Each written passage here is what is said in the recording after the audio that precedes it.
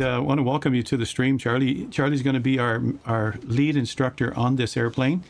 And I also want to welcome, well, first I want to say welcome, Charlie, to the channel.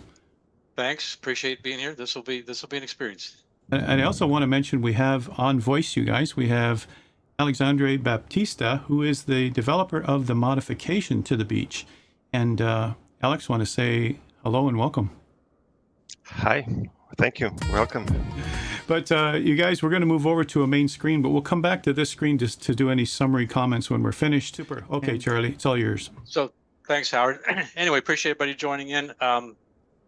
One of the things I wanted to say about this plane, what you see is a couple of pictures of the plane that my dad owned when I was a kid. He bought that. I was probably 8 or 9 years old when he bought it.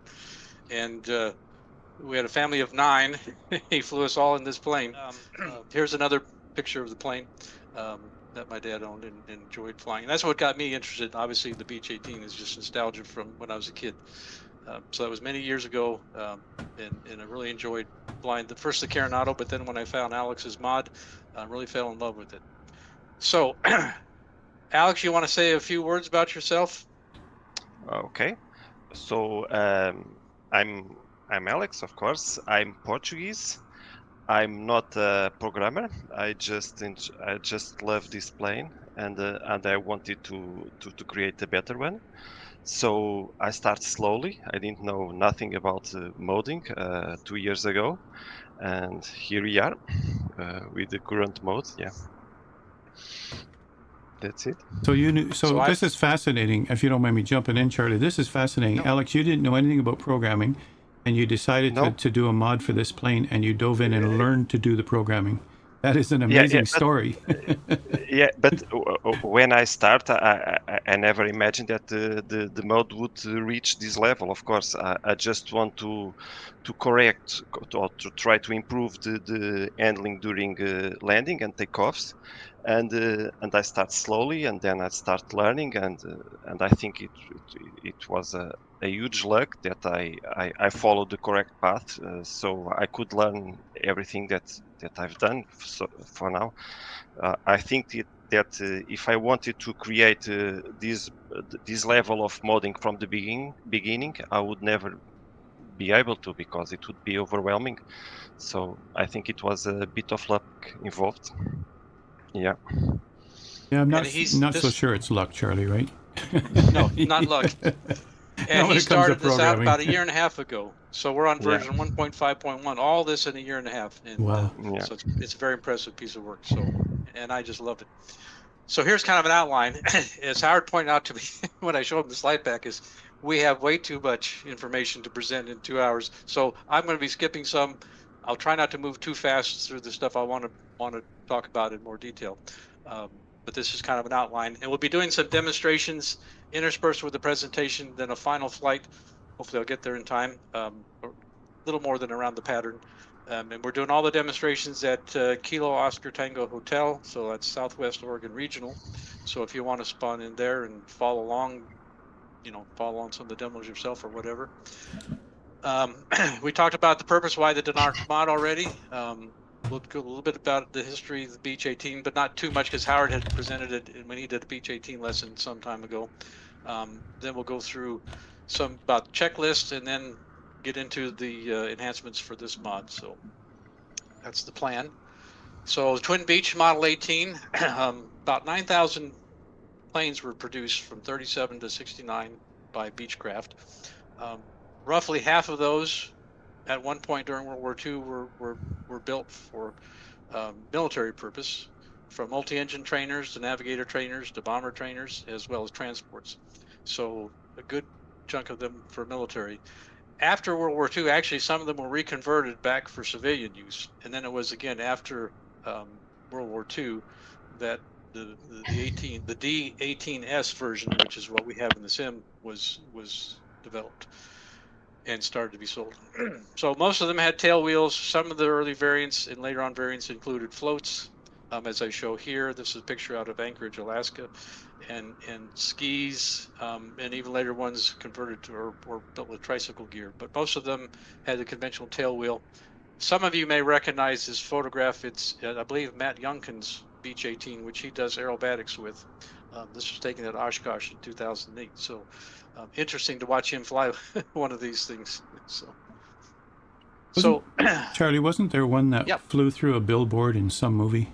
Wasn't it the Beech 18? There was. I think it's called It's a Mad, Mad, Mad World, I think was the movie. He regretted it afterwards, but he actually Yes. flew the thing through the back of a billboard. Yes, there's a story. Yeah, there's an article on that. I read about that. Yep.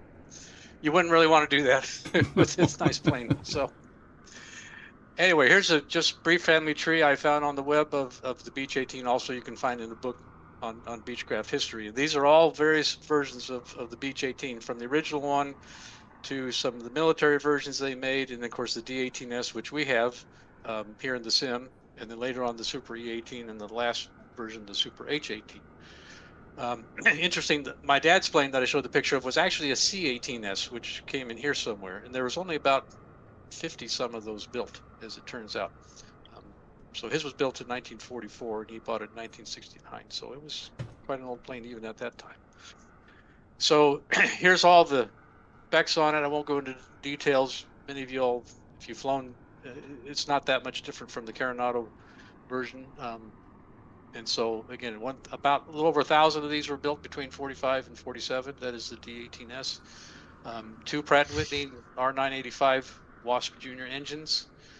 So the SB3 is the designation of the R985 during the initial production run of the D18S. And later versions, it was, of course, as you know, they make things better all the time. Later versions had a little more capabilities, still 450 horsepower, but it was continuous they could do. This version, you could not run at 450 horsepower continuously, only for a short time during takeoff, as we'll see. Range, they say up to 1,000 miles, but I don't think I've gotten anywhere close to that. You really gotta be conservative with your fuel, and I think do lean of peak when you're leaning it. So anyway, the version that we have in the sim, of course, is room for pilot, co-pilot, and then 5 passenger seats in the back. And that is the identical configuration as what I flew in as a kid, actually. Cool. So I think your lean of peak, I think it's 50 degrees. Which in a lot of those indicators, it's usually two divisions on the indicator, lean of peak. Yeah. So. Yep. And fortunately, in this plane, we've got a nice digital readout for exhaust gas temperature. But of course, in the original days of this plane, you know, they didn't have EGT gauge. They just had to kind of do it manually, which could get pretty tricky, I think. So, and Alex, chime in if you got something, if I say something wrong or. No. Just a small note that about the range, 1,000 miles. That is with the default configuration of front tank, fuel tank. In our version, the front tank is removed and it was replaced by a baggage place. So around 200 miles going through the pipes, right there. Okay, wow. I didn't know that. It's good to know. Yep. And just another small note that about lean of peak. During those days when they lean until the engine runs rough, it was around nowadays we know this, it was around 100 degrees lean of peak, but this is too much. Yep. But those days they leaning to 100 degrees. They didn't know yet, but today we know. Oh, interesting. Okay, I'm still learning stuff here, so that's great. So where do you get the mod? So first of all, you have to purchase and install the Coronado Beech 18 from the marketplace. I think at the time I bought mine, it was $14.99, although there was a sale on. I can't actually see the price in the marketplace now since I own it, but I don't think it's changed. So you buy that, and then you download the .rar file from flightsim.2, and here's a link, and here's the view of the web page and link over here. Extract and copy it, and there's instructions in there what to do with it into this folder in your community folder, or use the linker to get it over there. And then there's various changes you can make. If you don't want the new sounds, you can see the manual about restoring the original sounds. You can select the tail. You can select the tail wheel type. The real plane has a free castering tail wheel, but Alex was kind enough for those of us that are not very good with this to put in a regular tail wheel. So free castering tail wheel, you can't turn it with your rudder pedals. It just goes wherever you go. You have to control your direction by differential braking or differential throttle. And I have not yet mastered that. So that is one cheat that I do is I use the regular tail wheel But type. there is a tail wheel lock though too, right on the main console, right? There is a wheel. There is a Yes, tail wheel yes. lock, right? So when Yes. you're taking off, you need to be sure and lock the tail wheel when you're on. But there is a limitation with the Microsoft Flight Simulator about the tools that we have to create a free casting tail wheel. So even my free casting tail wheel is not is not so good. I think it's better than nothing. I try to mitigate the problem, but it's not perfect. But it's not bad. So Yeah. anyway, here I show you some of the folders. So there's the main folder that you would put into your community folder, and then you can pick under extras what kind of tail wheel you want. And sounds if you don't like the. So I just left the sounds. defaults the way that Alex made them, and it seems that it's got a cast ring tail wheel, and it seems that the sound great. So I think the default, if people don't mess around with the extra stuff, it'll be fine. That's what I found Yeah. anyway. I think so, right, Alex? Yes. With default you can use your rudder pedals to steer the aircraft. Yeah. Okay, so that's the regular tail wheel then by default. Okay, so most of us on the channel have seen this a few times. We're not going to go exactly by this because we're not teaching how to fly this airplane. We're teaching us some things not to do. So we'll focus on aspects of the mod that are relevant for each thing. So starting with the pilot's operating handbook. So in addition to the POH, you should get the manual. That spells out all the enhancements and all the specific things. One thing about POHs, and I know Howard is well aware of this, is every airplane, even the same models, maybe a few years apart, there's going to be enough differences. The POH even will be different. And in fact, you see a POH and you see all the updates that have been given to it over the years. So just because you have a POH for a D-18S doesn't mean it applies to the airplane that you're flying. And so you've got to go with whatever real airplane you're flying in the sim. In this case, we have a nice manual that the developer put out. We have the developer here to tell us what's right and what's wrong. So, but there's 3 POHs that I've used in learning this airplane, and Alex, as it turns out, used those in doing his work on the mod, and I'll show those a little bit later. Some other things you need to do is any variables, specific variables you need to set up if you have your home cockpit hardware. In particular, the throttles are different than the Carenado version, so you'll need to be sure and change those if you have like a Honeycomb Bravo or something like that. But only if you use third-party software. You can use the default throttles from Microsoft Flight Simulator. Okay. No problem. Okay, that's good to know. Yeah, because I use spad.next, so I have. And then review and understand some of the key mods, in particular the oil system and oil usage and how to refill the oil tanks. The first few versions of the mod that came out, I think, correct me if I'm wrong, Alex, the oil tanks weren't full. You had to go and put oil in before you started the engines up, or you'd kill No, them the the first time. versions of the mod, I didn't have any oil system modeled. Okay. Yeah. Well, I remember killing the engines once without enough oil. Yeah. And carburetor icing is the key thing. And as Alex put to me, if your engine's quit and you're not sure why, it very likely could be carburetor icing at some point in time. So I would say that 90% of the people asking me about problems with the engine is related to carburetor ice. Yep. Because you can have all instruments on green and you still have ice on carburetor. So yeah. So checklists, there's several checklists available. I've shown 3 of them here. One of the key things is that you really should use one. I would say use the one in the manual from Alex, the Denarq mod manual, or one based on it. So I show a little excerpt from his checklist from the manual. I show a picture of a checklist I've developed, which I use the manual in developing that. And then I show a picture of JD's checklist. And if anyone's looked at JD's checklist, I love his checklist. The format is so nice and easy to use. The only problem for me is print's sometimes too small for me to read when I'm flying. And of course, it wasn't based on the Denarq mod, so it may not have some things quite consistent with the Denarq mod. But as far as checklists go, one thing Howard has always recommended is to print out one. And so I've got one here. I don't know if you can see this or not, but it's a paper version that I've cut, and you can laminate it if you want and have a nice little checklist like you'd have in a real airplane in the cockpit. Unfortunately, because of my eyes, when I'm using my computer glasses in the sim, I can't read that as well. So I use one online. But what I'll show you is the checklist that I've got.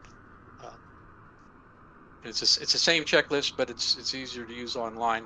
And so starting with, actually I show the pre-flight, and I got that out of some of the POHs, and some of the steps you can actually do from the external view, going around inspecting the airplane and this and that. And then you come down here and then starting engines and all that. So I use this extensively, otherwise I'm bound to forget something. So this checklist, the printable version that I've got that has these pages in a different order, so you can print them back to back and cut them and do that, are all available in a Dropbox folder that's shared. I don't know, Howard, if you've got the link. Yep, I can get it right here. Chat. Yep. Same one there's you some gave other me, right? information in there as well. Yep. There's some other information there as well that you all may want to go and take a look at, and I'll refer to that periodically. Here we go. So that's checklists. Okay, so now we get into some of the changes that Alex put into the mod. So one thing he calls aircraft identity or uniqueness, and that is every component is going to be a little bit different. You know, you do a standard model and everything's the same and behaves exactly the same, but he put in some randomness in the behavior and performance of each component. So for example, the engine's going to be slight variations in power, oil consumption, things like that. When they're reset, when you reset the engines, if you have a failure or reset the wear, certain variables then will be set with some random variation from the nominal value. Fuel gauges will have some differences from fuel gauge to fuel gauge. The tanks, the floats will change slightly in turbulence, so the accuracy will even decrease with time. Rear tank gauges don't read accurately in the nose high attitude. So if you're on the ramp and you fill up your rear tanks, they won't show full. Now, I will say one caveat to that. So I'll show my plane here, which I think, just to confirm, I don't have full rear tanks yet, but I will. Okay, so I should have full rear tanks now. So if I look at the fuel gauge down here on the lower left, let's see, make sure turn my battery switch on. Okay, you'll notice I now have full, that's front left tank, front right tank. Oops. Rear left tank is not showing full, and rear right tank is not showing full. And that's just because the way the floats are set up in this plane, the rear tanks won't be accurate when you're not level. Now, one caveat about that is if you downloaded the version in the last few weeks, those will show full. There was one little code error that Alex had made in a recent version that he fixed for me today. So you won't have this version yet, but I assume you'll be putting that out on a new update before too long. Probably this week I will release an update with this fix, and I'll see if there is something more needed, but at least this fix will be out this week for sure. I don't know if it is possible, but if you can share that file to me, it's perfect. So if somebody to, yeah. Okay, I can do that either. Yeah, I'll see where either maybe on the Discord or if you want, we can share it on the discussion forum. Yeah. Okay. Let's see now. And also you don't want to run your tanks empty, because that will permanently damage the floats, and then your fuel tank gauge won't work at all. Now you can reset those gauges in the Miniflo-L instrument, which I'll show. I won't talk about it much, but it has a maintenance mode, and you can reset the fuel quantity gauges. You can reset the engine wear. You can reset a bunch of stuff that way. So that'll be kind of important. Okay, weight and balance. So Alex completely reworked this position of fuel tanks, passengers, pilots, placed off center. Now, Alex, I was wondering about this. I was going to check it out. Do other planes show if you're off balance left or right, or just forward and back? The flight simulator allows that. I don't know if the developers create their planes with that in mind. If for example, if the developers place the seat places in the right place, yeah, it will show difference between left and right. That is a Microsoft flight simulator feature, not mine. I Okay, just okay. placed You just put everything in the the right weights in place. the correct place. Gotcha, gotcha. Even the oil tanks interfere with this. They are placed in the Okay, correct place. Yeah. okay. So if you're off left or right, it will show. I don't know if the original Coronado version shows, but it does show when you're doing weight and balance for this version. So okay. One other change was the elevator tab gauge, and this is one easy way to tell if you've got the mod or not, because when you put in the mod, all the liveries that came with Coronado are the same liveries. He hasn't touched the liveries or anything like that. And you wonder, okay, well, how do I know the plane's different? Well, one of the differences, um, the elevator trim indicator has this white bar here to show you about where your neutral range is. So, and of course, Alex has given some recommendations. If your center of gravity is toward the front, in the front of the range, allowable range, you want to trim a bit nose up. And then if of course you're near the rear, trim nose down. For when I fly, I almost always have it exactly neutral, but you can adjust it as you try it out and get used to different things. And I think let me go back one. I think, oh yeah, and this shows the range of center of gravity. So your forward limit is 18.9% of the mean aerodynamic chord, I think is what MAX stands for. And then your 27% is your aft limit. So it's easy to load this down, especially if you don't have any front baggage and you got people in the rear, to get it to where you're beyond your aft limit. So you definitely do need to keep an eye on that. Yeah. In the real airplane, the rear baggage is recommended to be always empty, because this plane you can easily go beyond the limits. Yep. And there's a book out which I read recently called "I'll Take the 18." Talks about Beech 18 freight Yeah. flying. Excellent book, and he talks about a number of incidents where the pilots did not secure the freight in the rear well enough, and it slid to the back, and then they were off balance and many times crashed from that. So So I've not crashed because of weight and balance problems. I've crashed for many other reasons, but not for that. Okay, fuel system. So each engine, of course, has its own fuel system and connected by one cross-feed suction valve here. And I'll show you where that is in a bit. And the fuel system consists of your two fuel tanks. So you got two fuel tanks. You've got an electric operated booster pump in the front tanks. You've got a selector. You can select front tank, rear tank, or off position. I'll talk about this wobble pump in a minute. You got a check valve, a strainer, and then engine fuel pump, and then that pressurizes the carburetor bowl. And from there, you've got your fuel pressure gauge reading from there, your fuel warning light if the fuel pressure is too low, source for for the primer to inject, and then you've got a place for fuel to go out for oil dilution in case of cold weather. Now, oil dilution is not operative in this plane. In fact, it even shows there's even a metal plate over the switches that you can't switch them. So that's basically the fuel system. And of course, you also have a quantity gauge where you can individually see the percent volume of all four tanks. And let's see what else. Okay, the wobble pump I thought I would mention. So this plane shows a wobble pump on the interior. It doesn't really have one because it's got the electric booster pumps, and there's really no reason to have both. Although I do note on the DHC2 Beaver, it does have both a wobble pump and an electric fuel pump, and they both are actually operable. You can increase fuel pressure with either the wobble pump alone or with the electric pump. But in this case, you wonder why you would have both of them, and you probably wouldn't. I actually this drawing I got out of one of the POHs, and I actually added the wobble pump itself because one of the few things I remember from this airplane as a kid. My dad he did all his own work, or most of his own work on the airplane, on the engines and whatnot.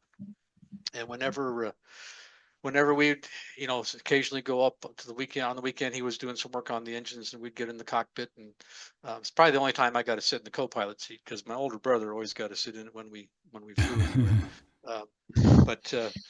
But so he would give me the job when we got in to start the engines, is I had to pump that wobble pump. And he said, see this gauge? And he'd point to the fuel pressure gauge, says, get up to 5 pounds and keep it there. So I'd pump that thing, and it didn't take long to get up to 5 pounds, but after 5 or 10 minutes of pumping that thing, for a little kid, my arm got pretty sore. So I don't know if he really needed me to do that, or he was just keeping me occupied and out of trouble. But No, it was needed. Your father was telling you the well, truth. because he probably didn't have the electric fuel pump. So No. In this plane, you either have one or the yep, other, at least yep. from what I've read. Well, his wobble pump was definitely operable, because I got that fuel pressure Yeah. up with that pump. So The only reason there is a wobble pump in this plane is because I don't know to delete the 3D model of the wobble pump. So it's just, yeah. so that may go away. So Yeah. anyway, that's a basic outline of the fuel system. And incidentally, these diagrams all came out of one of the 3 POHs, which I'll show you those at the end.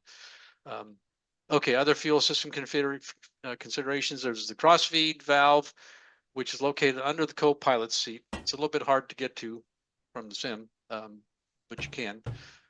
It's for operating both engines from one tank or one engine from the opposite tank, but you cannot use it to transfer fuel from one tank to the other. In theory, you could. I haven't tried it, but probably it won't work, I suspect. It won't work. Okay. And the electric booster pumps, so they're submerged in the main tanks, and the switches are on this left sub panel right here, where the just to the left of the battery switch. In the original Coronado version, these were the generator switches, and those have been replaced by the booster pump switches. So another way you can tell if you've got the mod is if you've got booster pump switches here instead of the generator switches. A couple things to keep in mind is if your tank selector is not on the front tank, the fuel pump will switch off. So if you have them on and you switch to rear tanks, they'll switch off. If you're on rear tanks and you flip it on, it will switch right back off. Another thing is at low RPM, the engine fuel pumps may not supply enough fuel pressure. So if you're, if you're coming in on approach and you got the engines idling, then that's when you need to have on front tanks and your booster pumps on. But be sure and switch the front tanks on first before you turn the booster switches on. Otherwise, they'll go right back off. And that's happened to me. So for the booster pumps, you want to run them for engine start, ground operations, landing, and takeoff. Takeoff in case of engine-driven pump failure, but the other times, in case you're idling, you don't want your engines to quit. So do a quick demo here. So, and I have to go to my, sorry about this, but I have to go to my head tracker to get this. But to see the under there, right there where I'm pointing, you can see you've got the cross feed valve, and you can switch it just by clicking on it, which I'm not going to do. So that's the cross feed valve.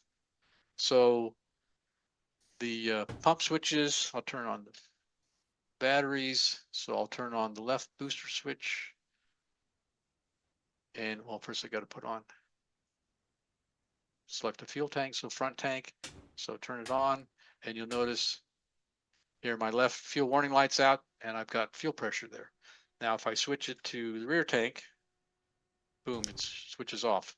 So that's something to keep in mind when you're flying this thing is if you're coming in, getting set up for a landing, going through your checklist, switch to front tanks first, and then turn on the fuel pumps.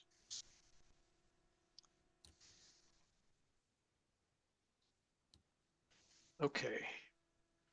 Fuel pump failure. So either electric pumps or the engine pumps can fail based on engine wear in case of the engine driven pumps, how long it's been since they've been maintained, and temperatures in case of the electric pumps. Fuel tank usage. So always, you want to keep your front tanks for the key phases of flight. So when you're in cruise, use your rear tanks first. And then when those are close to empty, then you can switch back to front tanks. Or when you're coming in to land, then that'll be part of your checklist, landing checklist is switch to front tanks.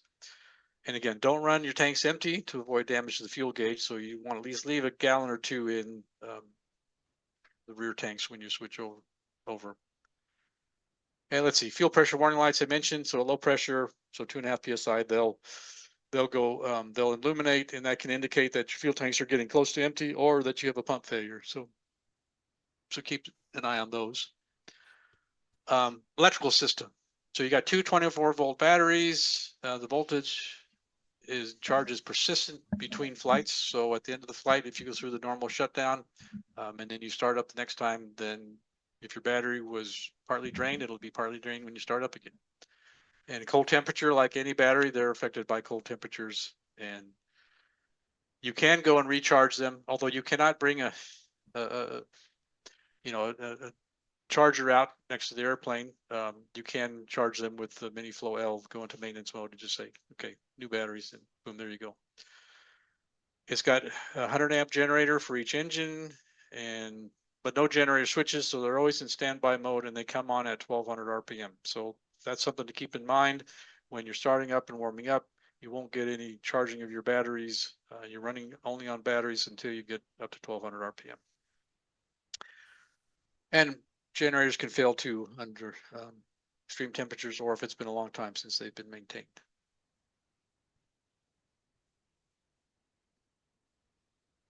Okay, ammeters and voltmeters are down here just above the starter selector switch and below the fuel gauge. And if you press the button there, it'll show you the voltage. Otherwise, it'll show you the amps coming out of the generator. Generally, so if you're showing 0 amps, that means your generator's offline. Between 0 and 100, that shows the actual load that the generators are supplying to your systems. And anything between what you're showing and 100 is then used for charging the batteries. If you're showing more than 100 amps, then your extra load over 100 amps will be supplied by the batteries. So, and real quick demo this. So here's your batteries here. Flip the battery switch on, or here's your gauges here. So the engine's not running, so no amps on the generators, but you can click and hold down the button, and you'll see in this case I'm just at 24 volts, so I've got full voltage, so fresh batteries. And my temperatures aren't that cold. I think I'm at clear sky conditions, which would be, here's your outside of temperature gauge, so 60 degrees roughly.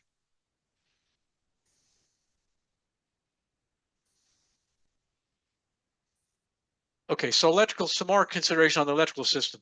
So Alex has done a good job modeling the power usage and current draw for the various systems. And I show over here on the right a table from one of the POHs and how many different pieces of equipment there are of a certain type and what the current draw is. So for example, the flap motor, there's just one of those, but on the flaps, it draws just under 12 amps. I've highlighted some of the main ones. Your landing gear motor pulls 70 amps. Of course, those two are only used for a short time. Your starter motor, 75 amps, but I don't show it here, but your landing lights will use 2 landing lights at 21 amps each. So you got your landing lights on, that's 40 amps. So that's quite a bit of load, especially if you're at night and you've got other lights on and things on. So watch your electrical system, especially when your RPM is low and you're below 1200 and your generators aren't running, especially at night when you may have a lot of things on. Cold weather when your batteries aren't quite as effective. Or of course, if you're stuck on one engine, then you only have one generator running. So keep an eye on that. And especially consider not operating your high load components at the same time. So when I'm coming in on approach, I always put my landing gear and flaps down and get everything set up before I turn on my landing lights. So keep that in mind. Okay, oil system. So Alex, so he said his first version didn't have the oil system. He's since made a oil system from scratch. And this kind of shows the oil system. So basically you've got your oil tanks, and then from there comes up to an oil shutoff valve. Then you have a Y here, so you got a drain valve for the change in oil. This here is where you would have gasoline come in for oil dilution. and then you go to the engine-driven oil pump, and then on to the engine, lubricating the engine, then back from the engine to a bypass valve. If the bypass valve is open, that means you bypass the oil radiator and you go on to back to the oil tank. If your bypass valve is closed, then you go through the oil radiator and then back to the oil tank. So that's how you cool your oil, mainly through the oil radiator. When it's cold, you can use the bypass valve or the shutters or the shutters on the oil radiator to warm up the oil quicker. Just one small note. If you are using oil bypass, oil shutters don't work or don't do anything, because oil shutters is about radiator. Right, And because if you're you are bypassing the oil bypassing, radiator. yeah, Yep. it's not going to the radiator, so you don't need to use oil shutters. Oh, good point. Good point. So, and then of course you also have your oil also controls your prop pitch, and I won't try and explain all of this spaghetti of loops, but you know, depending on the engine speed governor and where you have the pitch lever set will determine, you know, how much pressure's on one side or the other side of your propeller dome, and set the pitch appropriately. And of course, if you're feathering the props, you know, you may pull the pitch levers all the way back, but you also press the feather button and you have a feathering pump, and that will pump oil, electric operated pump that will pump oil, and then it will this cutoff switch I think will cut off so that it all goes straight here and then feathers the prop. That's kind of my understanding of how it works. Yeah, but I didn't model the oil related to propeller feathers or propeller to propellers hubs. So yeah. Oh, okay. So that was I already just modeled. in the system. Yeah, yes, the oil tanks have 1.5 gallons to oil hubs, and in my mode, that's it. I modeled everything else related to engine, but not propeller hub. Okay. But I did notice, and I don't know if this was your modeling or not, but when you run the feathering pumps, you can see it on the amps that it takes to, I think it's about No. 75 I amps. modeled that, yes, and Yep, yep, the feather behavior, it was scratch made yep. as the real airplane. Yeah. Okay. So let's see. I think we've covered all of this here. Although, well, I guess I didn't. Oil consumption is modeled and the leaks are modeled. Yes. So, and of course, all the instrument controls, your temperature and pressure gauges for oil, your oil cooler shutter levers are, and your bypass valves and your shutoff valves, all those are modeled. So I will show all those in a minute. And then oil quantities. So you can actually, unlike most airplanes, you actually do have to go and watch your oil level and refill it occasionally. And the way you do that is you do it in weight and balance with your oil tank. But in order to actually change anything, you've got to close the oil shutoff valves by pulling these two levers out.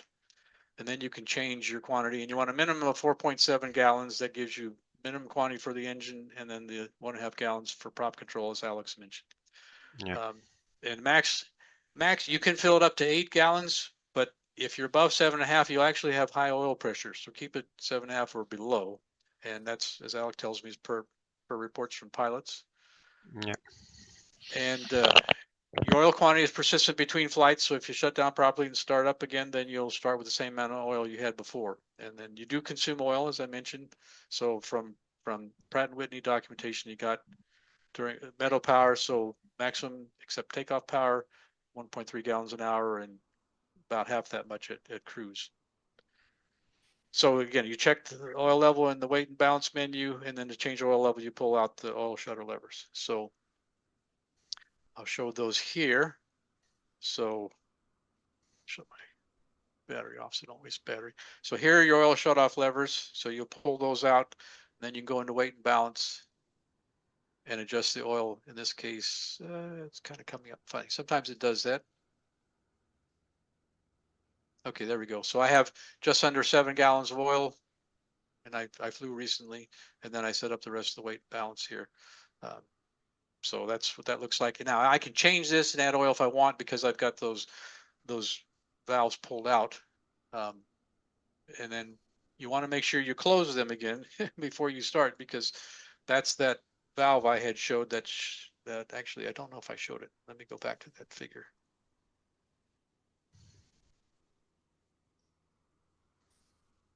So this is that shutoff valve. Yeah. So if you close that, you won't get any oil to the engine. So that's Yeah. not good.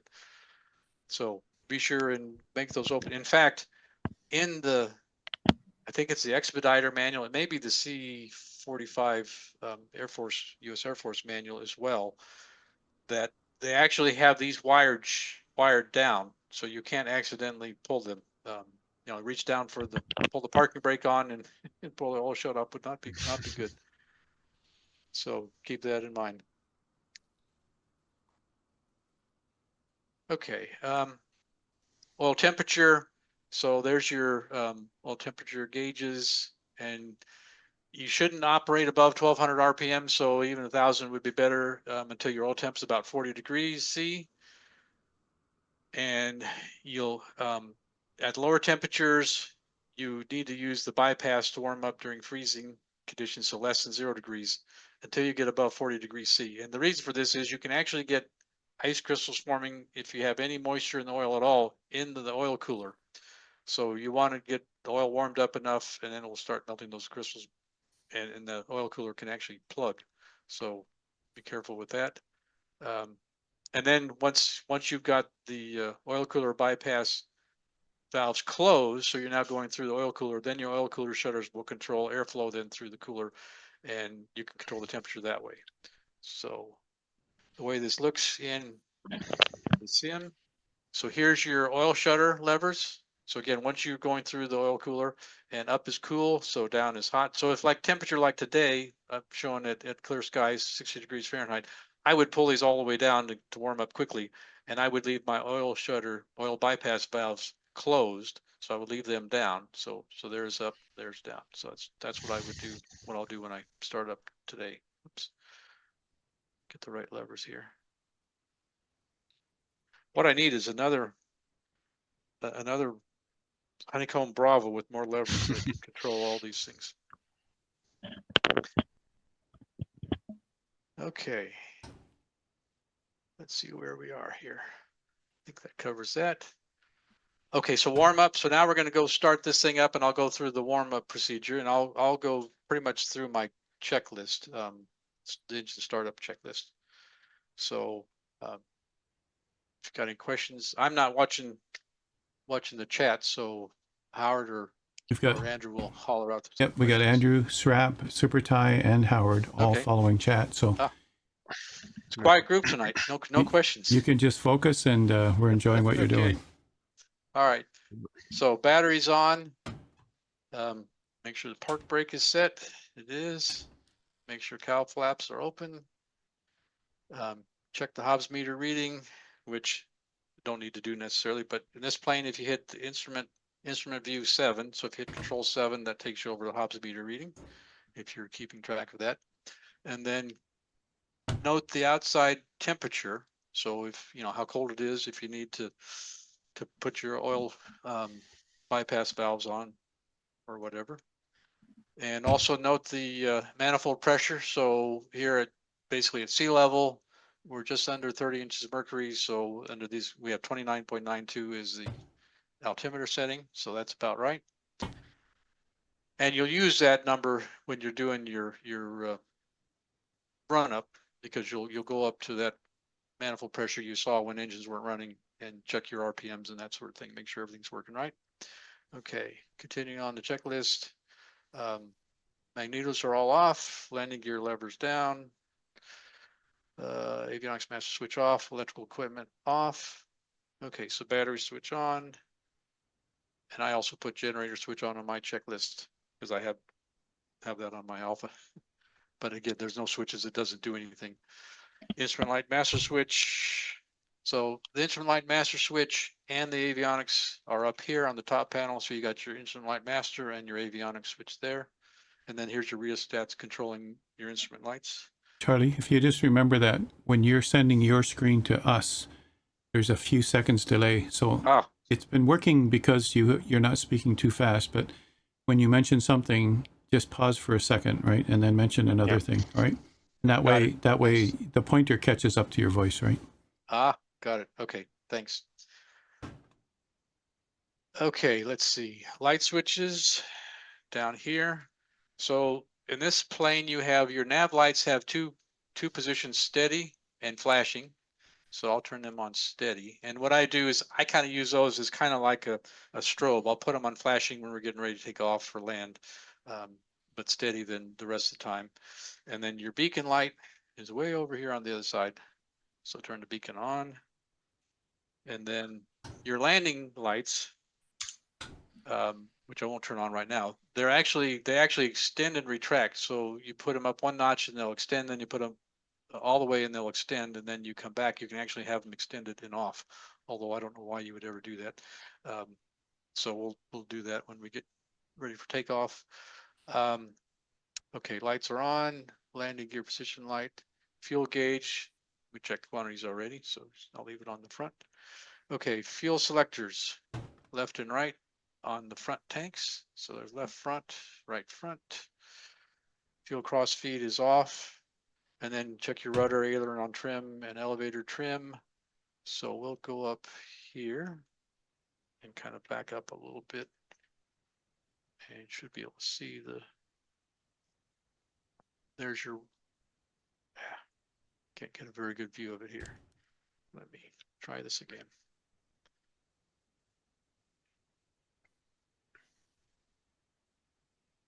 There we go. So there's your rudder trim control, and then it shows, oops, there we go. Then it shows your indicator. And of course, eyeballs sheet, I've got the Flow Pro info bar up here, which shows my rudder trim and aileron trim at 0%.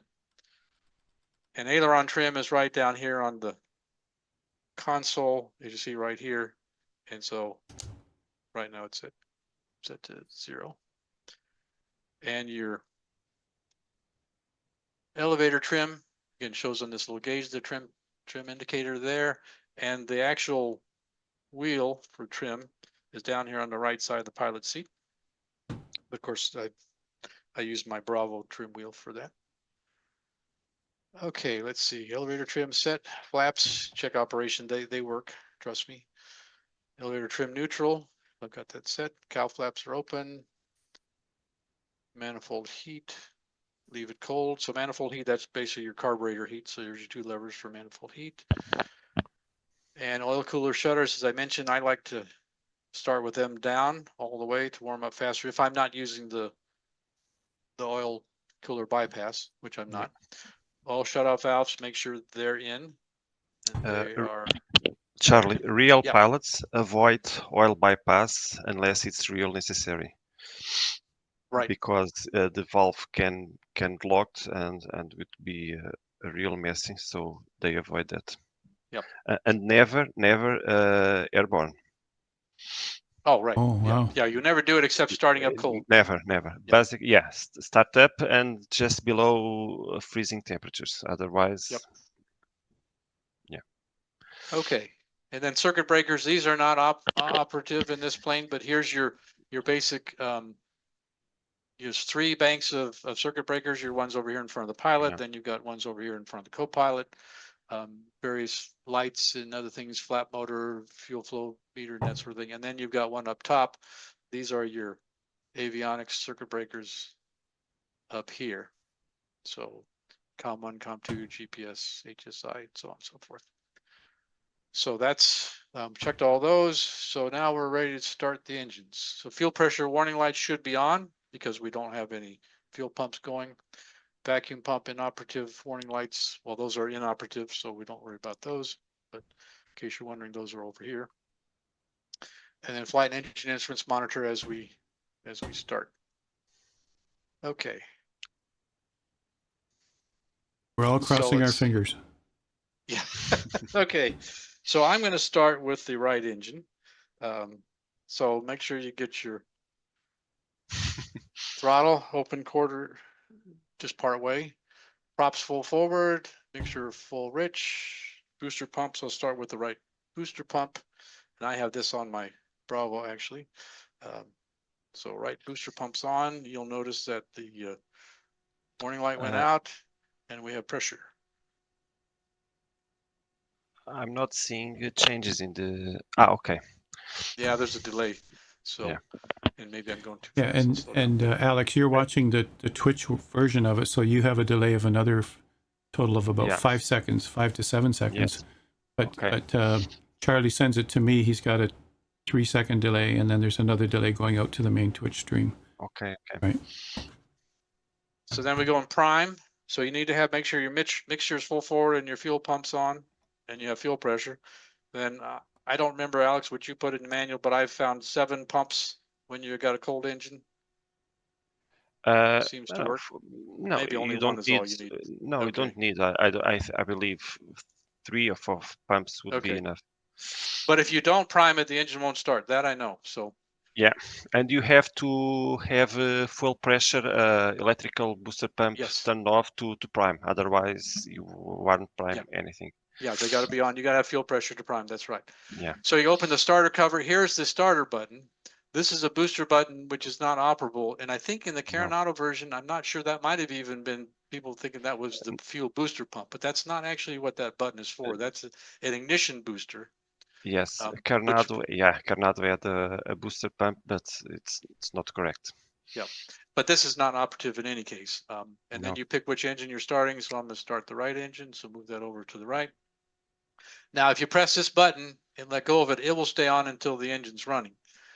I kind of cheat though. I've actually assigned the starter function to my go around button on my throttle, so I can actually watch the thing start when I'm starting it. So also normally radial engines, you want to crank the engine by hand, as they say, just a few turns to make sure there's not oil accumulated in the lower cylinders. And oil being incompressible, if you try and turn it too hard, you can actually break a connecting rod or something in the engine. So they say crank it by hand a little bit to make sure there's nothing stuck. If it won't turn, you've got to actually take the spark plugs out and drain oil out of some of those cylinders. Yeah. But so I just give it a few cranks and make sure it turns. Although in the sim you really don't need to do that. Turn on the mags, and the mag switches are here. I actually have them right now assigned to a couple buttons on my Bravo. And then you're ready to go. Crank it up. And it comes up. And you watch the oil pressure come up, and it's coming up nicely, as you see. And the oil temperature is just below 20 degrees, so that's basically ambient temperature. So it's going to take a little while to warm up. And for 30 seconds, they say for 30 seconds, leave it at idle. So, below 800 or so. So we'll do that while we keep an eye on things. I'm not going to crank up. Well, yeah, I will crank up the second engine. While it's doing that, I usually get the second engine going. So fuel pump on for the second engine. We'll come down here and prime it. We'll just do a few, like Alex said. Okay. Switch this over to the left engine. Now, one thing I want to show is I'm starting the left engine. Well, actually, I need to get a little bit more on the right engine. Let me get up to 1200 RPM so I have the generator running.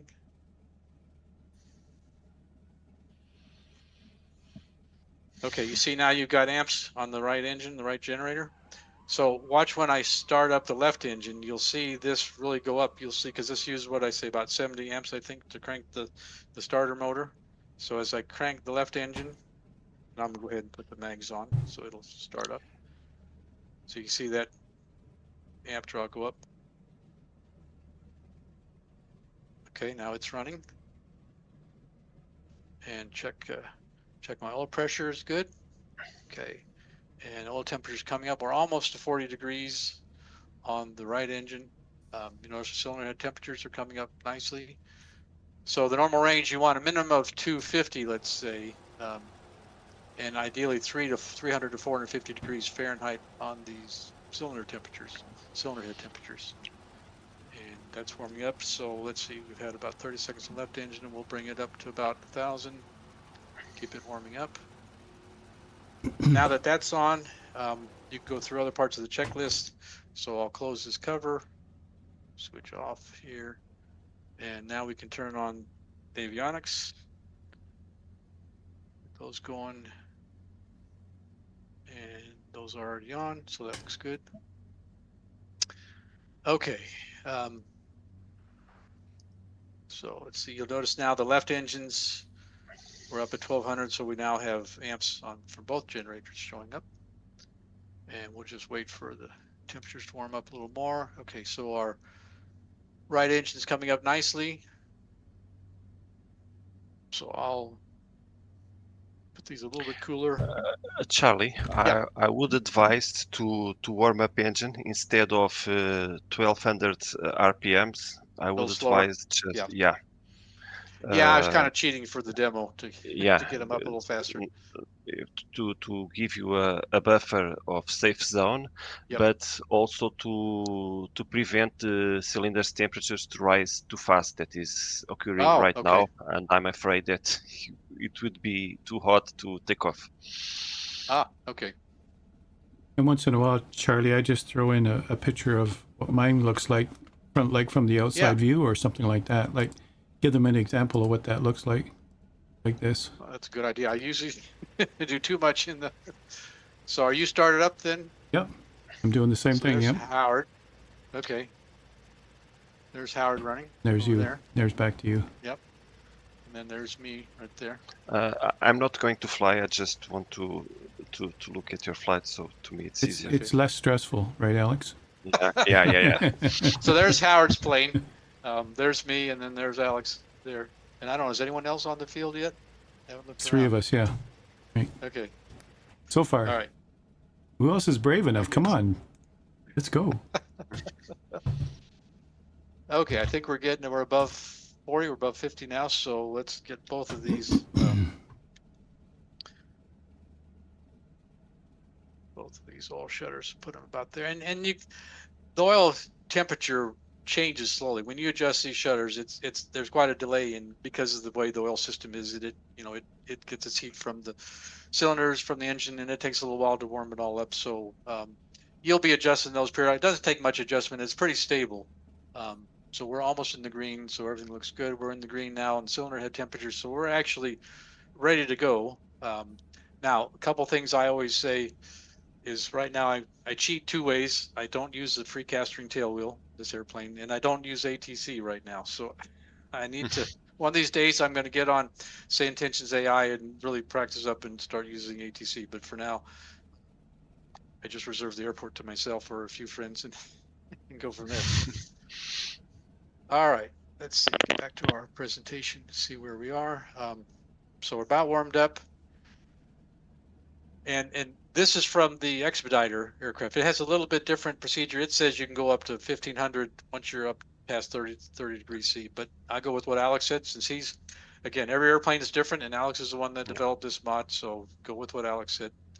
And again, you can look in the checklist in my checklist for the procedure or what's in the manual and get that. Yeah, most real pilots for this airplane, at least the ones that I've seen, they refer to 1000 RPMs is Yep. Okay, so oil leaks. Oil leak can happen, and it can happen on its own. I say on its own, with under various conditions. So overboosting the engine, that is manifold pressure above 36.5 inches of mercury, will do it. Too high an oil pressure, operating above METO power for even a little bit of time can increase the probability of an oil leak. But if it's not for very long, it's not too high, the probability will be low. Starting below freezing without the cooler bypass open. So if you're trying to go through the oil cooler radiator with freezing temperatures, that could cause an oil leak because you may have some ice in there.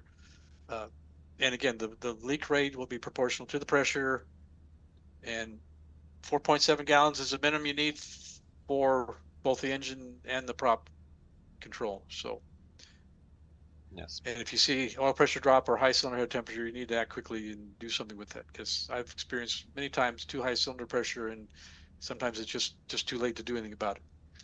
And if you do have an oil leak, land immediately. If you're maybe a little bit further from an airport, reduce power to reduce the oil pressure, or even shut off the engine, shut down the engine, go on one engine so that you still have it. You can restart it when you're getting ready to land. Okay, now we'll talk about the engines and a little bit more managing other aspects of managing the engines. And I won't go into too much detail. All this, it's air cooled, of course, 9-cylinder engine. It's got a gear-driven single-speed supercharger. So that's why you can get higher than atmospheric pressure in your intake manifold. And so that also that's how you can overboost. And so you have 450 horsepower at 2,300 RPM for max power, but in this airplane only for a minute. You got to really keep it less than 1 minute at those conditions. Many of these engines, and of course there's various versions of them. Like I say, some of the later ones for the D18S, actually you could be at 450 horsepower continuously, but not in this airplane. Here's some other airplanes that, you know, the Beechcraft Stagger Wing. So that's the first plane the Beechcraft came out with, had the same engine. The DHC-2 Beaver has the same engine, which I kind of like, helped me learn it faster because I knew the engine from the Beech 18, and when I was learning the Beaver, I already had that kind of down. So that was nice. And there's an important part there, Charlie. It's hydromatic, just like the Grease soundtrack. Just thought I'd throw that in. And the Beaver is certainly my favorite plane, so we covered that engine before. Yeah, a very popular engine, that's for sure. Yes, indeed. Okay, so power settings. So this is important. So takeoff, 36.5 inches of mercury on the manifold, 2,300 RPM. Once you're clear of, I say at least, clear of obstacles, then you go to meadow power. So that's maximum except takeoff power. So 34.5 inches at sea level, or a little bit lower at 5,000 feet, 2,200 RPM. Max duration 30 minutes in this airplane. Climb, I don't know if this is really the max continuous, but this is what I use for my climb after meadow power. Is I reduce manifold pressure to 30.5 and RPM down to 2,000, and then you can climb with that as long as you need to. And then you get up to cruise. In one of the manuals, I don't remember which one it is. It may be the Expediter. It's got a nice little table for various altitudes, what different RPM and manifold pressure settings you can use for cruise, as well as fuel consumption and that sort of thing. It's the C45 manual. It's a C45 manual. Okay. Yeah. And I've copied that table in my my checklist, and so it's there. And so I usually use about 1850 RPM for my cruise, in somewhere around 27 to 29. Make sure you're always below the red line, but even if below the red line, stay within these time limits for these conditions. And here I show takeoff, you know, with your high manifold pressure and RPM. Then here would be meadow power, and then here would be my climb power. And of course, as I mentioned, with the supercharger, you'll get above atmospheric pressure, and if you go too high, you can get higher than the 36.5. So if you firewall it, Howard, you can actually get up to 41 inches of mercury, and you can actually ruin the engine in a short time. I tested that already. So, I did test that 2 days ago. You're right. Okay, You're absolutely right. Even if you don't kill the engine, there is a high probability of oil leaks that will occur later in the flight. So be very, very careful about overboosting these engines. So the first 3 times I flew this plane, my engines died, and I thought, what the heck? What kind of piece of junk are you giving me here? And I didn't know what I was doing because, you know, I was paying attention to take it off. I wasn't really looking at manifold pressure. I had to actually use Flight Recorder to record my flight and then go review it later to see what's wrong. It's like, oh, look at my manifold pressure. So we will do a demo of that. So I'm going to taxi out here to check my brakes here. Okay. So should I be changing my label on my plane, my tail number, from firewall to something else?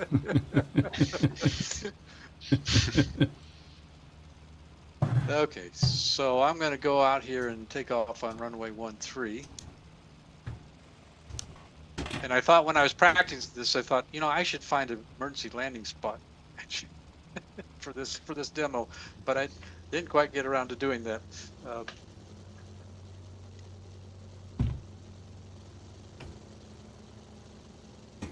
So in a tail dragger, as anybody that's flown them knows, it's really hard to see normally, but I like the upper cockpit view feature that we have, that I can see where I'm going. That might be a little bit of a cheat, but okay. So stop here. So depending on the wind direction, I would face the wind and do the run up. I'm going to dispense with the run up right now, and I will go through my takeoff checklist. So let's see. I want to. Okay, we'll turn this on. Altimeters. No run up. That reminds me of something. Right, Andrew? How I got my first nickname. Yeah. Oh, what was that? When we were doing lessons with Jane, we skipped the run up after we talked about how important it was. We were running out of time, so we just skipped it, right? And I got the nickname Run Up. That was my first handle. Yeah, because he left the he left the alternator off. So it was 10 minutes into the 10 minutes into flight and his battery died. Yeah, it was a great flight that day.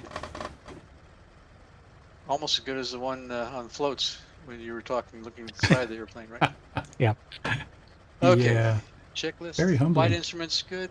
Yeah. Well, I'm sure I'll be humbled here yet today. Charlie, I don't know if you are making it on purpose, but I would be very careful with your carburetor temperatures right now because they are very low. At least it seems to me, and there is a chance of carburetor ice. Well, they're just barely in the green, from what I see. Yeah, mine too.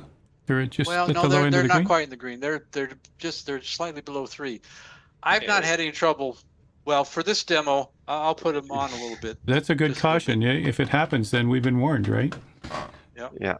It's in the green for me my too. advice, if you want to do everything correctly, is to at least during taxi to operate them in the middle of the green, not not even lower part of the green, but okay. That's a good and do a reset procedures before takeoff. Do a what procedure? I call it reset procedure. I don't know if put them off.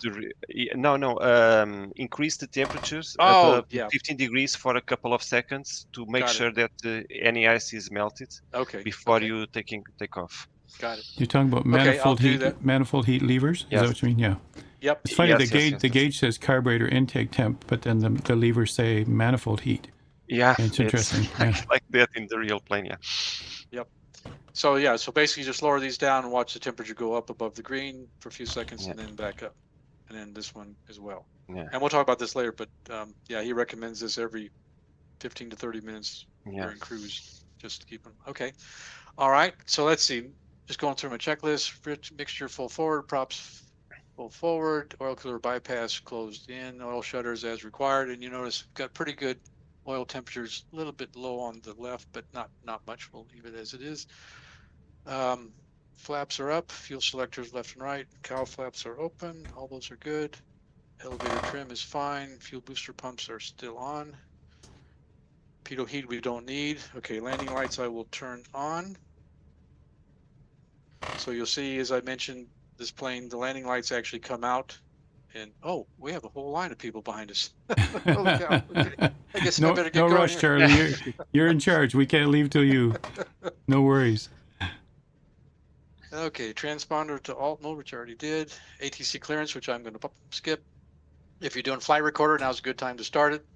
Okay, wind is closed. Record the time if you want. Okay, park brake off and then line up on the runway. Okay. And pardon me, I have to use my head tracker when I'm actually doing the flying here, so I know it may be kind of hard to follow in the stream. Might give you a little bit of headache, so we'll.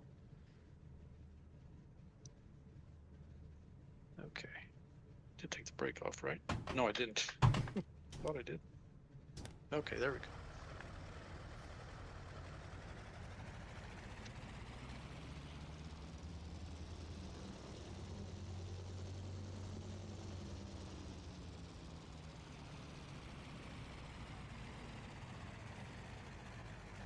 Okay, so line up with the center line, get it reasonably in the middle and straight. Okay. That's pretty good. Okay, let's straighten out once we get going. Okay. So everything's ready to go. Tail wheel locked. So again, this is something I have on my Bravo, so lock the tail wheel. And now we're ready to go. So this is where I deviate from the checklist a little bit. So I'm firewalling it. Okay. And about 40 knots, a little less than 40 knots. Whoa. Overboosting. comes up. You are overboosting. Yeah, that's on purpose. Okay. What, Okay, what'd 80 you notice, knots. Alex? So when I learned to fly in a Cessna 172, we had it firewalled until basically we got up to cruise altitude. So that's what I learned to fly, and that's what I did the first time I flew this plane. And so let's see, we don't need to climb. So I like to get up to about 100 to 120 knots. So it's like, okay, we're only, which is now 500 feet above the ground. So yeah, you want to keep power on. Okay, so I'll put up the gear. Okay. Well, for some reason my gear's not showing up, but okay, we're still climbing a little bit too fast. So, uh-oh, there goes my engines. Okay, that's not good. So that's what happens when you overboost. Let's see if I can. So overboosting, you mean just firewalling it, right? Yep. You know Because what? No, they're at overboosting 40, is above 36 36 and a half. Yeah. Yeah. Right. Okay, I'm going to see if I can land on this road here. See, I tried to feather the left engine. Let's see if I can feather the right engine. And put down my gear. I've never landed successfully after a... Charlie, I don't know. Well, right now it would be very difficult, but retract landing lights because they had a bit of drag and cold flaps. And what? Cold flaps. Cold flaps removes around 8 knots. Okay. And landing gear around 1 or 2 knots of drag. Okay, bouncy landing here. Whoops. Yeah. So this one I won't write home about. There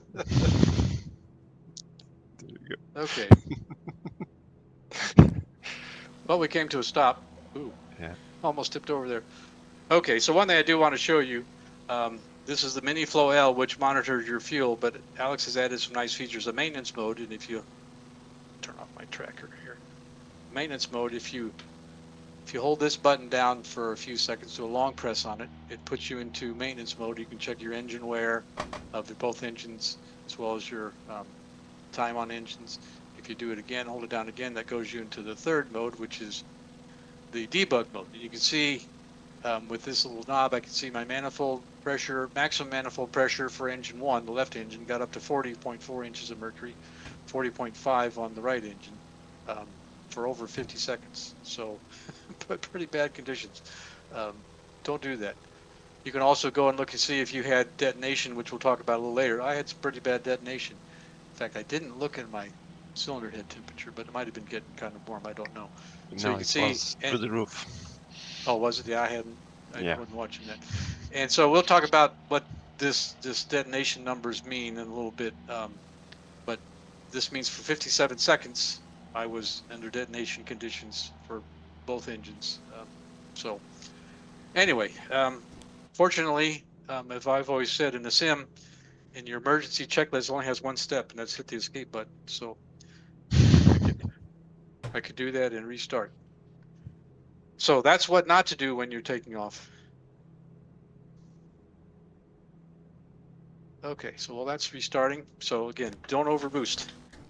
And here's a kind of a clip right out of the D18, old D18 manual from 1948, showing you your pressures, your manifold pressures and RPMs. Okay, engine temperatures. Go through this fairly quick. So maximum 500 F, even though it shows 550 in the orange, you really don't want to go above 500 these engines.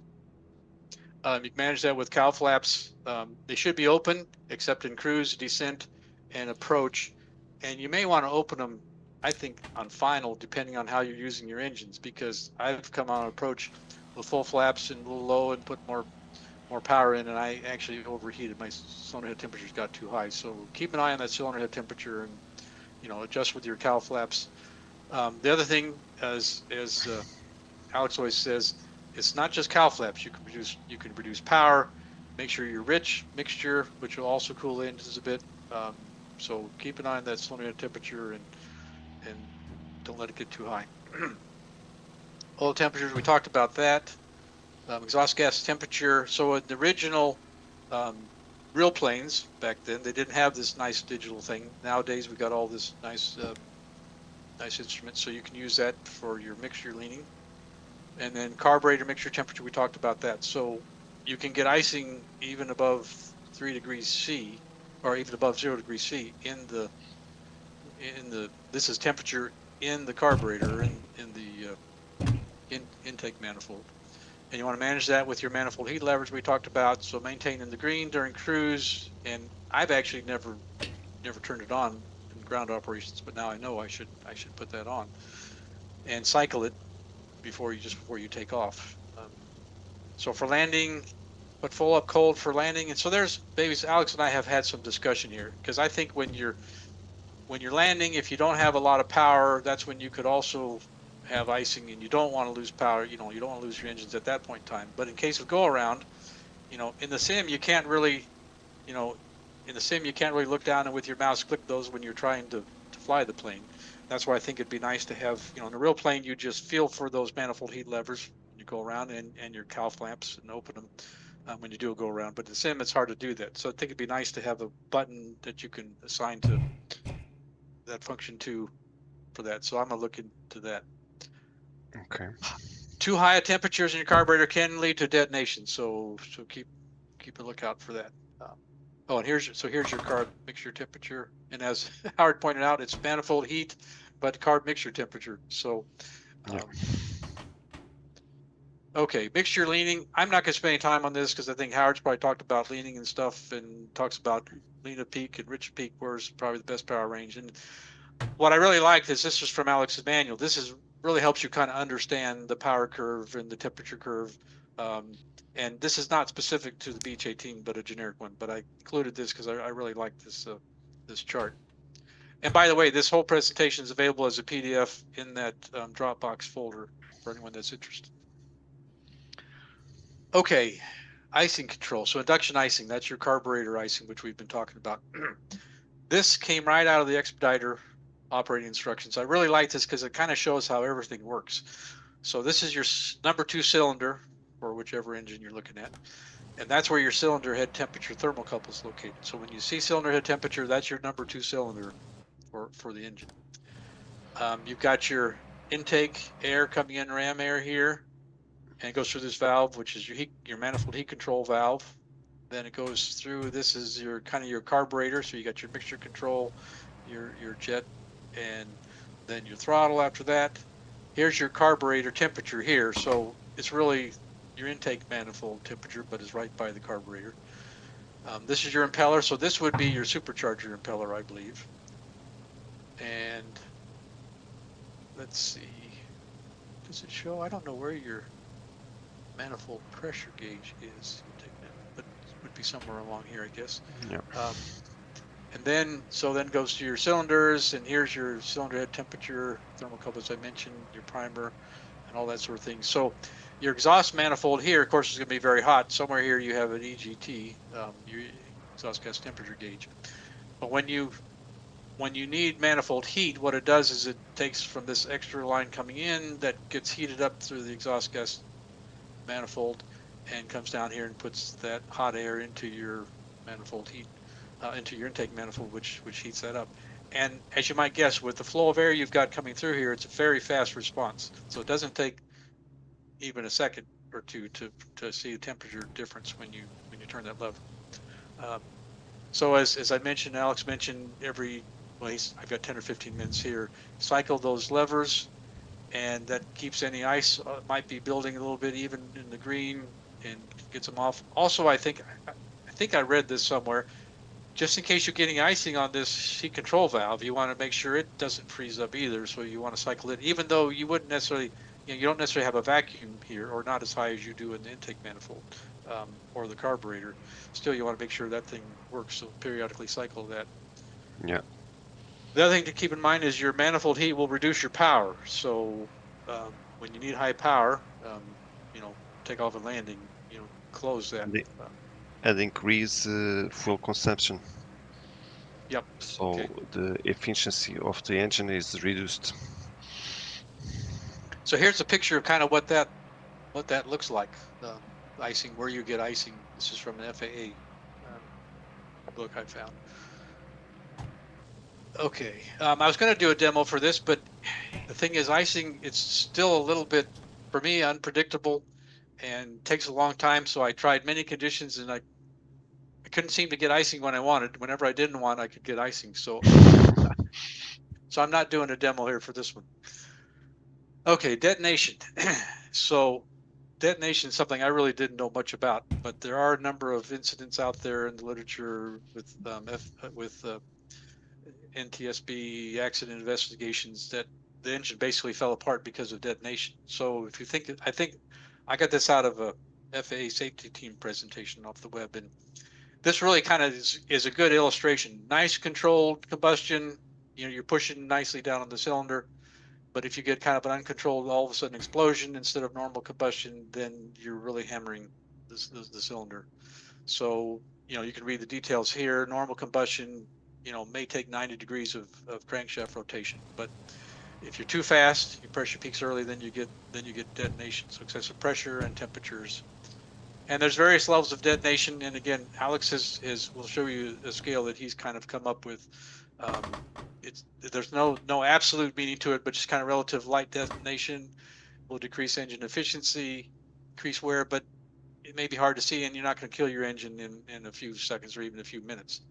Moderate and you may not ever notice it. Moderate detonation, you get a rough running engine. You increase wear, and you need to do something about it, but you're not going to kill your engine in seconds. Severe detonation, well, it doesn't take long to kill your engine, and so something to watch out for. Okay, here's the causes of it: high cylinder head temperature. And this one is particular kind of, I think, probably one of the more common ones. High manifold pressure to RPM ratio. So if you've lowered the RPM and your manifold pressure is still too high, you know what you're doing. The engine's going slow, but you got a high pressure, and that's where you can really get that detonation. Excessive leaning, you get too lean, you get higher temperatures in the cylinder, that can affect it too. Or high inlet air temperature. So high ambient temperatures and excessive manifold heat will do it. So detection, well, look at your, you know, watch your temperatures: cylinder head temperature, exhaust gas temperature, power. Certainly if you lose power, by then it may be too late to do anything about it, or rough running engine. So how do you prevent it? Well, avoid high manifold pressure with low RPM.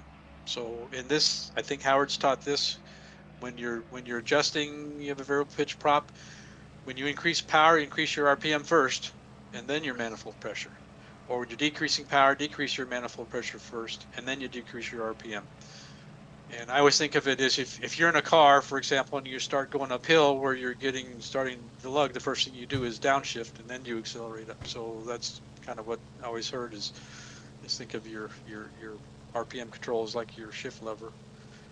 And then when you're leaning, do it slowly. Don't you know, shove your mixer levers back too fast, because you'll heat up the engine before it has, you know, chance to slow down a bit. So, and if you are using EGT as a reference, never go beyond 100 degrees below lean at peak. Lean at peak. Yep. And I always run Richard peak myself, but and then avoid excessively high power settings on hot days. Of course, that can be challenging, because if you're taking off on a hot day, that's when you need more power because of the low density altitude. But so how to react? Go ahead. Charlie, you just said that you always use reach of peak during cruise. It's highly advised to use lean of peak, because cylinder's temperatures high of peak would lead to high temperatures. The curve of cylinder temperatures starts with full mixtures. You have low temperatures, but then the temperature starts to increase, and then near the lean of peak they start to decrease again. So to cruise, it's advised to use lean of peak. Okay, that certainly gives you economy. Yeah. Well, it seems like if you're in this range, you're kind of in the same cylinder head temperature, well, a little bit higher maybe, as lean of peak. Yeah, it cools down a little bit more, I guess. Okay, I'll take a look at that. Thanks for that. Oh, here's a here's a real engine. I don't remember what kind of plane this was, but you actually see in the crankcase, it caused the rod to blow. It crack, broke open the crankcase, and of course this is after the result of the plane crashed, but it wasn't good. Yeah. So you want to cool the engine, so reduce power, increase airspeed. So ideally you're at altitude where you can do both by descending a little bit, and you want your mixture full rich. Open your cowl flaps if they're not open, and set your manifold heat cold. So we're going to do a little bit of a demo here. Just for time's sake, I'm not going to fly. We'll do it on the ramp. And you wouldn't normally, this would be something you wouldn't normally do, but I've had it happen to me. And this is because of the sim. So I've got my Honeycomb Bravo, and oftentimes, well, what happens is, it's not going to happen this time, but I'll have somehow my prop levers were full forward on my Bravo, but when I started the sim, they were fully back. Well, I looked at my Bravo, they're full forward. I assumed they were full forward. I didn't move them, so they never got synced with the sim. So consequently, I started the engines with high pitch. And then I noticed, and you'll see this because I'll do this demo here real quick. Let me just start up again. This is going to be a quicker startup procedure, so we'll do this and this, and we'll do this. Doesn't really matter that much. Get our fuel tanks on. And Simu Flyer and I will fly by and just let you know we're in the area. Okay. Okay, so I've got. I don't need full throttle. Mixture's rich. Okay, turn my fuel pumps on. Let's go ahead and.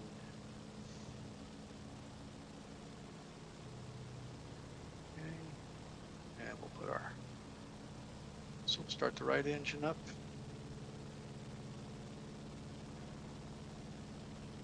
Okay, actually I'll turn off my. Okay, so starting the right engine up.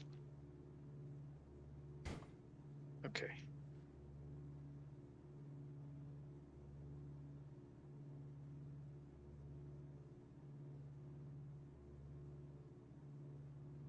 Okay, you watch the oil pressure come up, and you'll notice it doesn't come up that much. And I thought, well, why is it doing that? Let me go to this debug page, and we'll go to the. So engine number 2, we'll look and see. So I thought, well, why is my oil pressure not coming up? Maybe I just need more throttle. So I gave it more throttle. So RPM's coming up slowly. Now I would normally wait till this warms up, but for this demonstration, I'll do it. Okay, now you look over here at the deep. So I'm actually starting in detonation mode right now. It's not that high. Well, it's 1.57, and that's because of my low RPM but relatively high manifold pressure for my right engine. And if you go up even higher, you can see the detonation happening on that needle. It's not just needle shake there. Yeah, maybe that is what that is. But yeah, it's definitely in detonation mode. And I'm up to 30 inches of mercury, and I'm only getting not even 1200 RPM here. And then you'll see also that cylinder head temperature will start to rise quickly. Now, if you do this in the air, so where you might do this accidentally in the air, well, if you're coming in on approach and you don't do your checklist, you forget to put your mixture rich. You're on cruise RPM. You forget to put it to high RPM. You basically forget your checklist because you're paying attention to other things. It can happen. You can get detonation happening. And so, yeah, if we were to go long enough on this, the cylinder temperature would get too high, the engines would fail, which we won't go that far. But this shows you how you can get detonation. And again, this debug tool is not something you would, of course, have in a real airplane, but in the sim, in the modeling, Alex does the calculations, and so he knows when it's happening. So it's really a good after the fact. If you've crashed or something went wrong, you can go into this debug mode, at least get some idea what might have happened. Was I overboosting? Was I, did I have an oil leak? So one nice thing about, again, this debug mode, this first thing it shows you your detonation level for engine 1, which we haven't even started. So 1 means no detonation. Your detonation for level 2, and that's getting to be severe detonation, and it's going up. cylinder. Oh, look at the cylinder head temperature. Okay, it's about to blow this engine. And then you can see the time of detonation conditions. Okay, there we go. There's the engine now. And then you can also go look at other pages. So it will show you, okay, so this one shows you, okay, so this page shows you the detonation. This is various causes of detonation. So this is the ratio. This is the manifold pressure to RPM ratio. That's not the actual ratio, but that's how much it's contributing to detonation. So most of the detonation is caused by that. This shows how much of it would be too high mixture, or too low, too lean a mixture, basically. Too high temperatures caused by lean mixture. This shows how much maybe too high a temperature on the carburetor, and so if you have too much carb heat. 1.0 means it didn't really cause any detonation.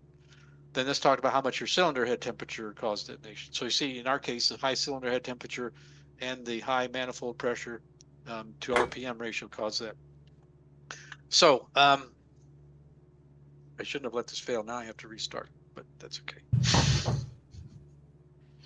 Okay, so while that's restarting, let's get back to where we are. Let's see, what's our time, Howard? We're getting close to we're the end. good. We better get to our, okay. We're good. We've gone, sometimes I've gone till 7:30. So, Okay. Whatever time you need, Charlie. It's interesting stuff, and people are still here. So whatever works. Okay. Don't feel pressured. Okay, I won't. But we're pretty much getting to where I've shown most stuff. So engine wear is modeled for each engine. Again, where's a new engine has 100%, and old engine that's, well, dead, 0%. I always seem to have to get a new engine before I get even down to 95% for whatever reason. But so here it just talks about the rate you can get engine wear, and doesn't have to be associated with damage, just normal operating under normal conditions can cause engine wear.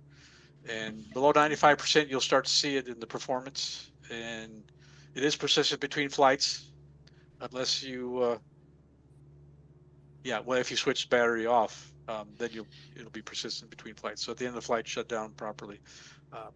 So that's engine wear versus engine damage. It's not persistent between flights, but again, this is more severe, and you'll see it typically from the instance of behavior. So we just killed an engine from detonation, for example, and it can be reset as well. And again, you can kill an engine with no significant wear. So you kill a new engine, as I've done many times. So 4 types of damage he's talked about, catastrophic event where your engine dies, or partial damage where you just have loss of performance, or maybe a decrease in capacity to resist if you're overstressing, or an oil leak. Okay, feathering. So this is, I think I already kind of showed this, so I won't demonstrate this. Well, I'll do a quick demo of this. We'll just do one engine. So the feathering buttons are located right here above the pilot panel, instrument panel. And again, you click that and it turns on the feathering pump and sets the valve so it feathers the prop. And to feather, just push the button and then it will pop out when feathering is done. To unfeather, the engine needs to be running about 400, at least up to 450 RPM, either windmilling if you're flying, or using the starter if you're on the ground and it's not running. And then you press the feather button again. And of course you want to restart and make sure you get everything turned on like you're supposed to. One thing I have found is that just pressing the button to unfeather doesn't always do it. Sometimes you got to play with the prop lever back and forth a little bit till it gets up. Maybe I'm doing something wrong. Let me just say one thing about this. Yep. This is, well, it's a limitation of the Microsoft Flight Simulator, but there are ways to overcome it. I didn't do it yet, but I'm learning how to do it. In reality, once the propeller is feathered, you can move the propeller feather. That doesn't interfere with the feathering propeller. But here, because the way Microsoft Flight Simulator codes propeller feather, well, in code it's just put in -1 position. Propeller position goes from 0 to 1, and to feather it goes to -1.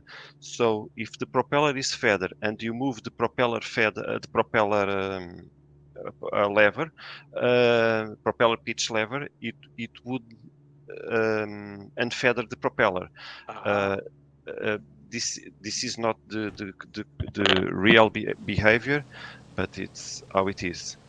Yep. Okay. So my advice is this: if you feather the propeller, don't touch the propeller lever until you unfeather it.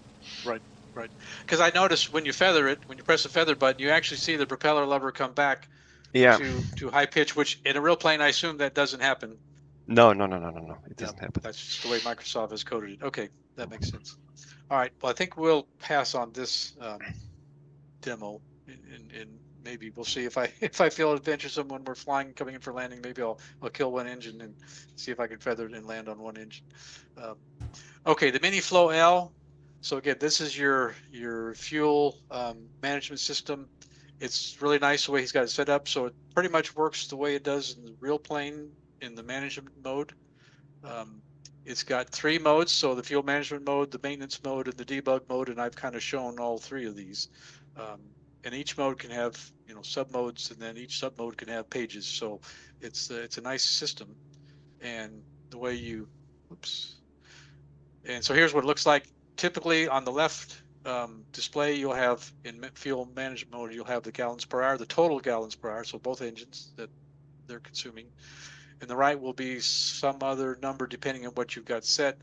Here with this knob, if you're the minimum endurance, that will tell you how many hours and minutes you have based on that fuel flow and based on how much fuel it thinks you have to get to your destination.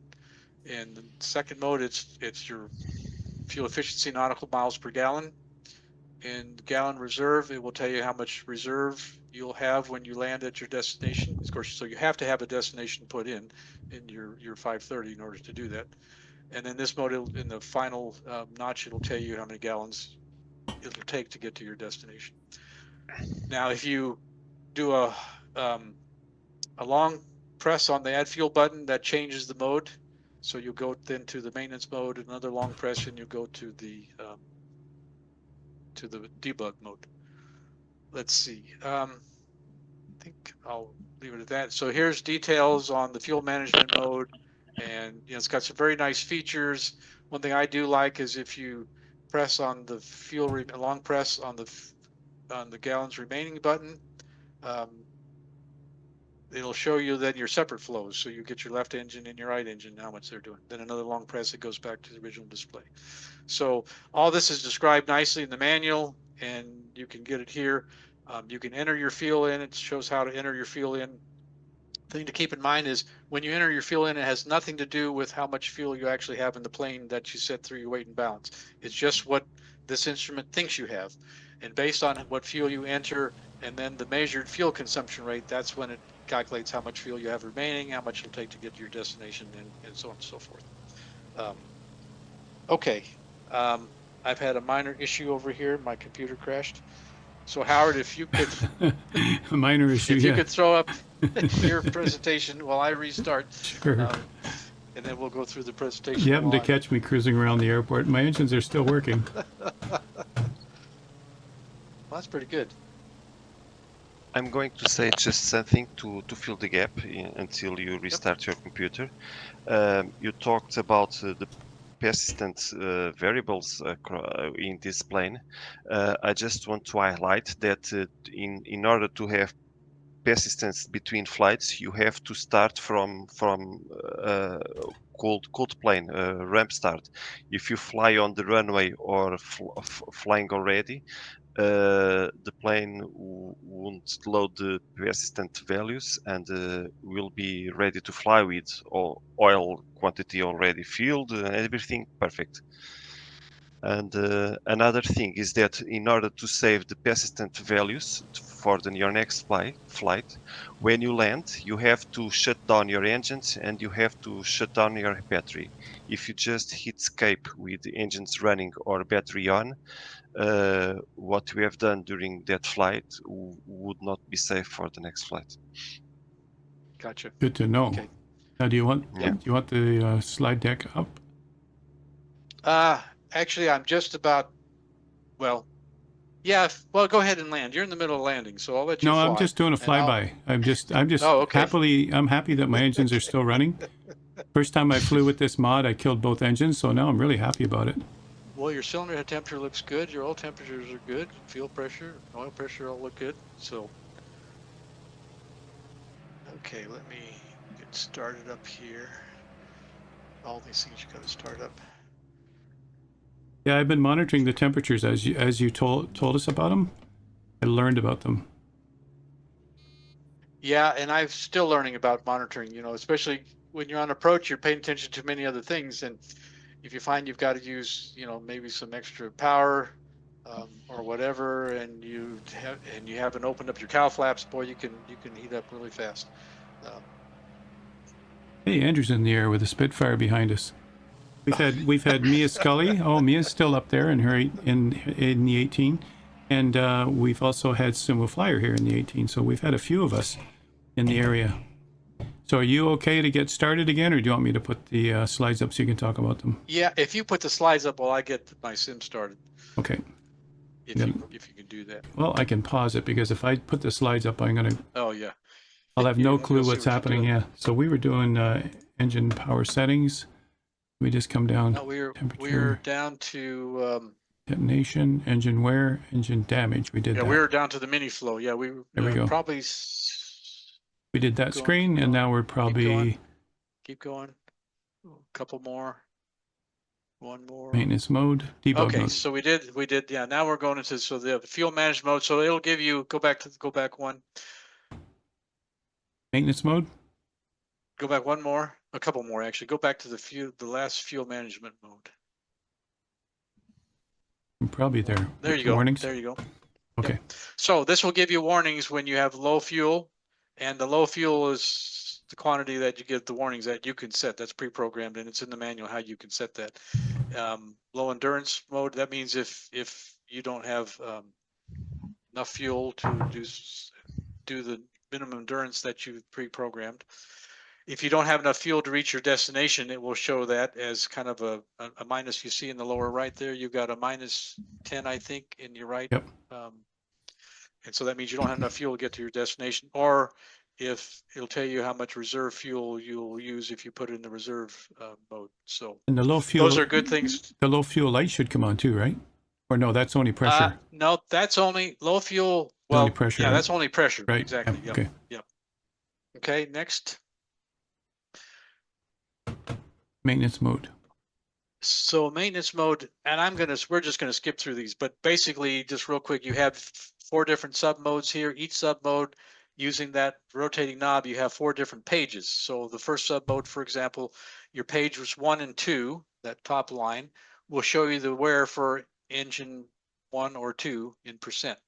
And then your pages 3 and 4. So if you put that knob in the 3rd and 4th position, then you'll show your engine runtime for engine 1 or 2, depending which position you're in, and then so on and so forth. In sub mode 2, 3, and 4, you get your battery, you get your generator, or your electric pump, or your engine fuel pump, and then your tank gauges, sub mode 4. So that's what those do. Okay, and then next slide will be the debug mode. There we go. And what this shows you is basically, and I showed some of this, it shows your maximum manifold pressure for your 2 engines, your overboost time for the 2 engines, your detonation level and detonation time, and then your cause of detonation is for engine 1 is number 3, and then sub mode number 4 is your cause of detonation for the right engine. So next slide. That's a handy little tool, this Miniflo. It is. Yes, that is nice. And Alex has done a great job with the debug and maintenance mode. Now, these are, I'll say arbitrary, but kind of relative, or maybe relative is the best word, relative levels of detonation. So right. If you show 1.00, no detonation, light detonation in that next range, and then, moderate up to 1.5, and then above 1.5, severe detonation, which means your engines are going to die before pretty quick. So you need to do something. But I thought you were saying this was a minor. I thought you said it was a minor thing, Charlie. It was like that 1.5 severe detonation. I think that was. Well, that got my engines killed when I was demonstrating on the ramp. So And again, you're not going to be watching this while you're flying because this isn't a normal instrument in the airplane. This is more of an autopsy after you've crashed. What went wrong? That's a good point. That's a good way to call it, the autopsy. Yeah. Yep. Okay, next. Leak. Okay, actually, Howard, I'm ready to go live. Well, no, I don't have my OBS running yet. Yeah, as soon as you have it, it'll automatically kick back in again. So, okay. Yep, that's how I've designed the system. So while we're streaming it, yours is live, it works, and it falls back to mine. So. Okay, where did my OBS go? So welcome in anybody who's joined us lately. We're doing a lesson here with a special guest presenter, Charlie Meyer, who we know as Meyer Flyer 99. And also we have on voice, we have Alex Baptista, who is the developer of the mod for the Beech 18 Twin. And there was a link earlier on how to get that mod, but I can find that link again and put it back in chat for you. So thanks for joining us, you guys. If you've come late, come back and see the VOD afterwards.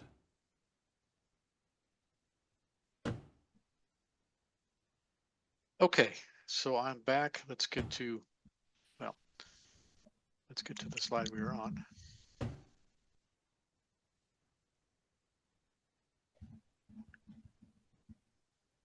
Okay. And then another part of the debug mode is if you have an oil leak, you can look at the cause of your oil leak, and you can even trigger an oil leak for practice if you want, which we're not going to do. And then the last thing I want to show before we do our kind of final demo flight is I call Avionics quirks. Now, these had nothing to do with the Denarq mod, so Alex didn't cause these. These were in the Coronado version, and I'm kind of putting a gentle nudge to Alex to see if maybe he could fix these in his mod. I don't know if you can do Avionics, Alex, or not. But no, no, but I look into it and see if I can do something about it. I don't promise anything, but I'll promise that's all I can ask. That's all I can ask. And it's a minor thing, but it took me a while to figure out what the heck was going on as I was trying to practice instrument approaches in this plane. So if you're doing RNAV GPS approaches, you get your lateral guidance on the HSI, as you would expect, because that's normal. You know, when you're flying a flight plan in the GPS, it shows, even not in approach, it shows your lateral guidance there. If you have vertical guidance available, so let's say you're doing an approach with LPV, that's localizer performance with vertical guidance, or LNAV, VNAV, different approaches, you'll get glide path will show on the VOR2 instrument, but not on the HSI. So you're looking at the HSI for your horizontal lateral guidance, and you're looking on the VOR2 for your vertical guidance or your glide path. So I thought that was kind of interesting.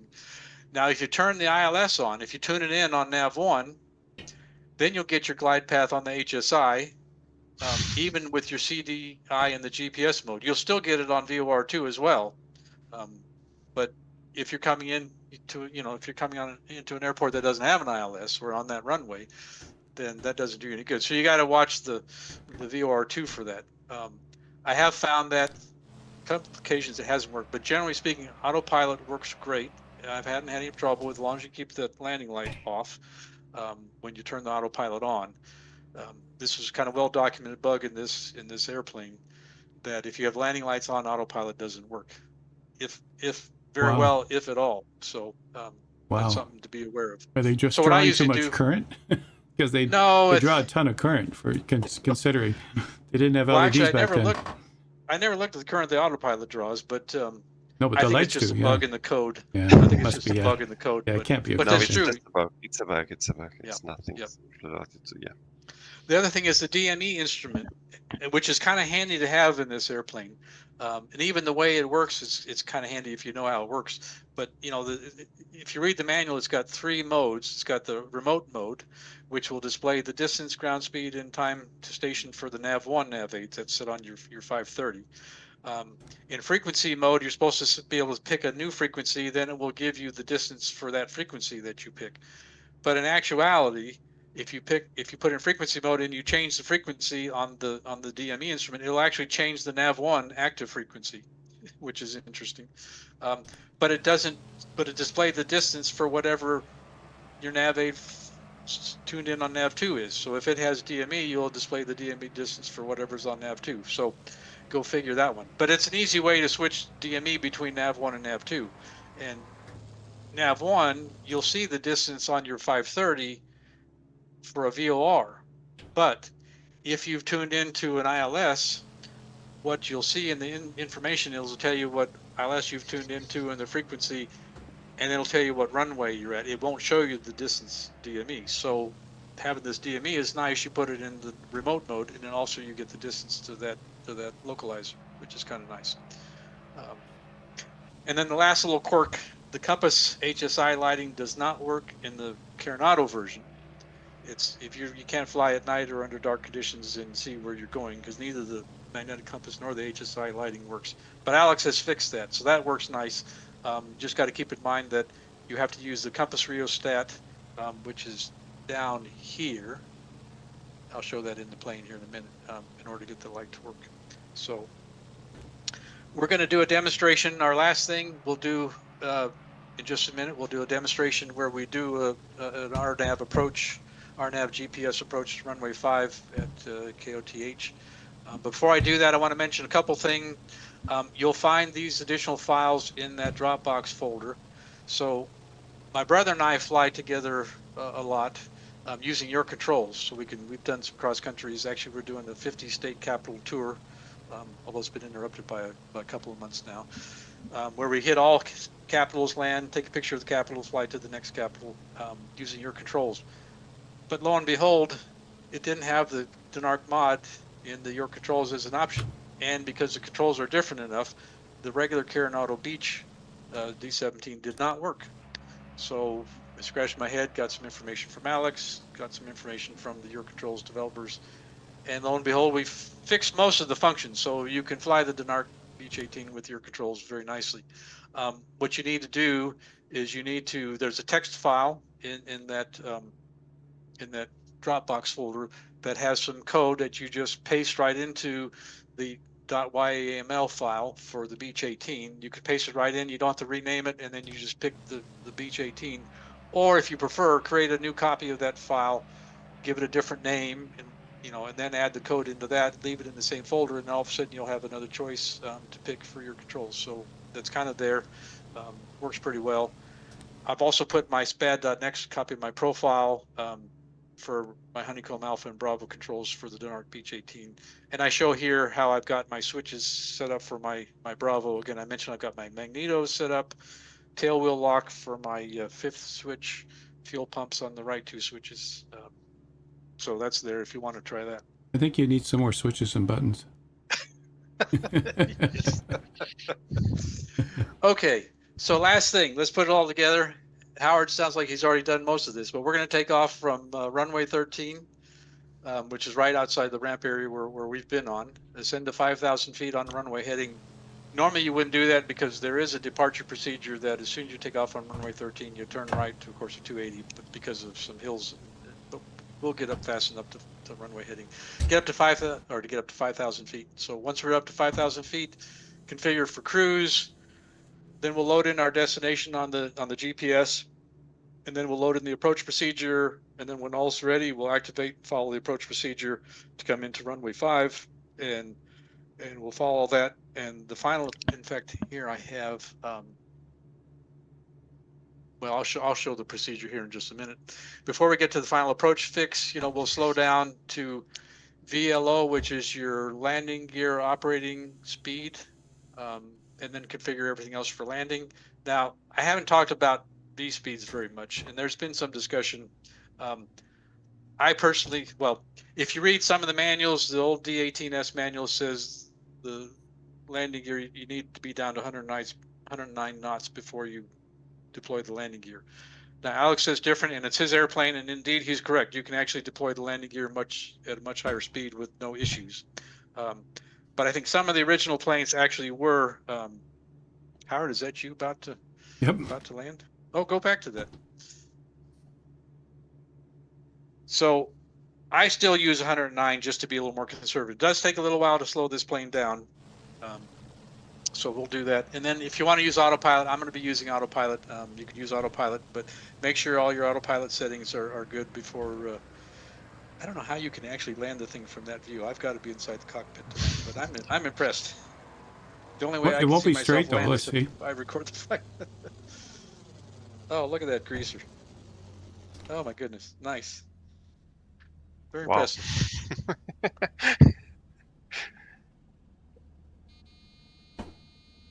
Okay, so everybody to your planes.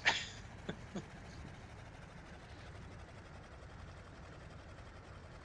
I'm gonna get set up. Okay, I don't want runway 23. Go back to the ramp. Okay, everything else looks good. Okay. I will delete my wind layer just so I have no wind. And again, I'm out clear skies.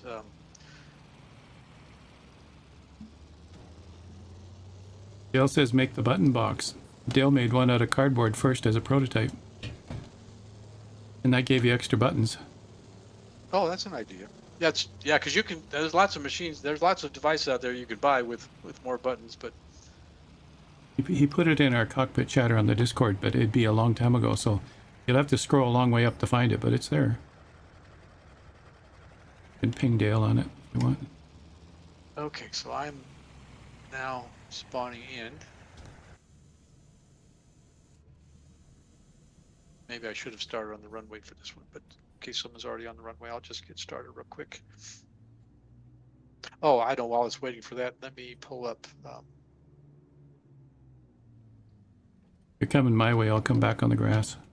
The procedure. Well, I'm going to be while coming your way. Okay, so here's the approach procedure we'll be using. So we'll take off from runway 13 and kind of come this way and get up to 5,000 feet. Then we'll use the approach procedure. So this is the RNAV GPS Y runway 5 for Southwest Oregon Regional. We'll pick GAML for our transition point. And so again, your minimum safe altitude for this area is 4,300 feet from runway from the runway. So that's why I picked 5,000 feet. So we'll come straight out 5,000 feet. Then once we get everything set up for cruise, then we'll put in the procedure and execute it, activate it, and we'll come over here. It'll fly us over to GAML. Once we hit this, assuming we have clearance, which I won't be talking to ATC, so we'll assume we have clearance. Once you hit here, then you can descend to 2,400 feet. And you got to descend pretty quick, about 1,000 to 1,100 feet per minute. And even then, you may not get down to 2,400 feet by the time you get to the next waypoint. But that's okay. You'll turn and you can continue descending to 1,300 feet. Now, before your final approach fix, you'll want to level off at 1,300 feet, slow down, configure for approach, and then you can come on in. And I'm hopefully going to use autopilot all the way with a vertical control and something, so to come in and then final, I'll shut off the autopilot when I get to the minimums. So the minimum for this approach for LPV, which is where you're going to be using, the decision altitude is 319 feet. So 303 feet above the ground. And so that's what we're going to do. Hopefully everything will work like it's supposed to. So we will see. I did not start up my little nav map to follow this. Okay, so we'll get in the cockpit. So I'm going to get it started. Howard, if someone else is flying, you want to show them for a little bit while I start, that's fine. Sure. Let's see. Okay.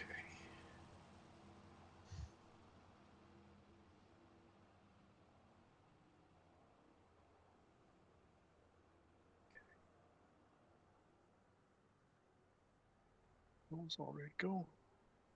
Andrew, you're showing up on my screen as a Bonanza. What's with that? I have this. Oh, you must have a Spitfire I don't have. I have the. Yeah, it's the. I got the 9 and the 1. Mark 1, and it just had an update, so you may not have gotten the update. And I fly, or you may have just installed. It would have shown up. I fly the 9 a lot too. Here's Maya Flyer with the nice livery. Look at this. Oh, not Maya Flyer. I'm sorry. Mia Scully. Well, that's okay. You want to know the really confusing thing?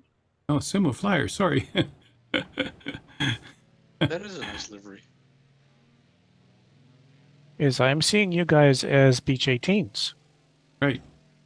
Which confuses the heck out of me because as far as I remember, I never bought the silly thing. Oh, is that right? That is interesting. That is interesting. Yay! Some of 2024 is creeping in here, huh? Wouldn't that be nice?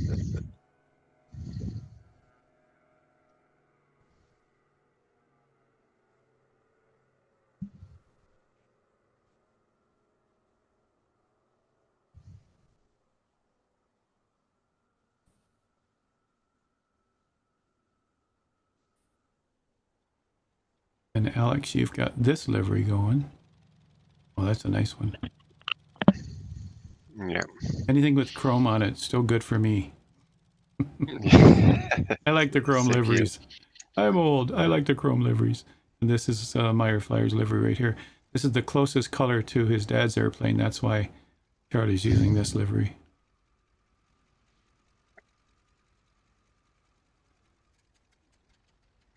Oops, I thought I saw so Mia. Floating. That's There's Mia right there. Ah, chrome.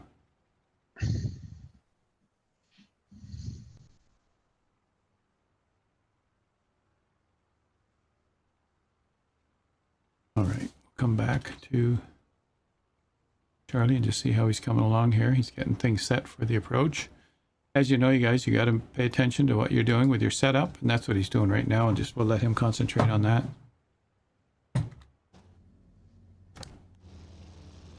I'm just sitting at the sideline here, waiting for him to take off, but I can probably do a departure. Keeping my engines cool. And my temperatures are looking good in the green. Your cylinder temperature in the green here for, that's our carb mixture temperature.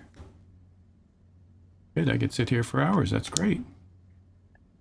Howard, sometimes, and this also happens in reality. When on ground, you can't run your engines forever because of cylinders temperatures. They start to rise, and you can't really slow them down. Because there's no air coming in, right? Yeah. Even real pilots says that sometimes you have to shut down your engines to cool them down and then start again. Wow. Yeah. Good to know. So far, I'm good. They're near the high end of green, but I've got everything open, so. So while I'm warming up, so I'm showing one thing on my screen, Howard, if you want to switch. Absolutely. Yep. I was just filling for you, letting you focus. Back to your screen. So there's some additional information out there. What I'm showing is the on the right side, you see the Microsoft Flight Sim forums, a link to that where you can get a nice discussion forum that Alex has set up for the Denarq mod. It's been pretty active, a little quiet in the last week or two, but you'll see lots of good information there, as well as some of the initial instructions, and of course the link to Flight Sim 2 where you can get the mod. And then here, show the POHs and manuals that Alex used and I've used. And so in the folder, shared folder that Howard shared the link to, you'll find a file called resource links or something like that. And it's got links to where you can download, where I've downloaded these manuals from the internet, and they were good as of a few days ago. So I didn't put the manuals themselves in there because they're not mine to give away, but you can find links to get them. I thought my computer crashed for a second there. Actually, then there's some books, good books. So Beech 18 Civil and Military History is a nice big book with nice history of just the Beech 18. That's an excellent book. Also History of Beech, 50 Years of Excellence. A good book. It does talks about some of the technical aspects of the company as well as the business aspects. So it can get a little dry if you're not interested in the business side. And then I'll Take the 18, the story of Beech 18 Freight Flying is a really good one. It's a paperback if you buy the hard copy, but it's not cheap. It's like $40 some, but you can get an e version of it for like $2.50 or something. I think Amazon, whatever their Kindle or whatever it is, which I've done. So excellent book. So anyway, some nice resources there. Okay, I think I should be warmed up and just about ready. So let me get my all shutters set. And I think we're ready to go. So anyway, I wanted to show that in case people are leaving or we get cut off, we're just about done with our time, and this flight is about a 20 to 25 minute flight. So I don't know how long we'll have, but we'll give it a shot. So I think I'm all set to ready to taxi here. We'll hang in there as long as we need, Charlie, and then if people Okay. have to go, they can come back and see the VOD, because that would be a nice thing to Okay. see. That sounds good. So we'll go over All time right. if we have to. So I'm going to then taxi to runway 13. Test my brakes. Okay. See if anybody's around. Oh, we got a bunch of folks around. So Andrew's in his Spitfire. There's Alex. Okay, so.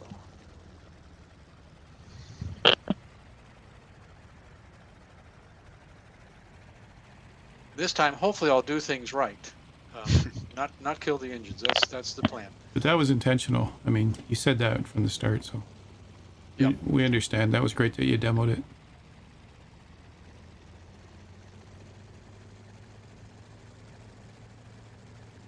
Becoming a busy airport, this is great.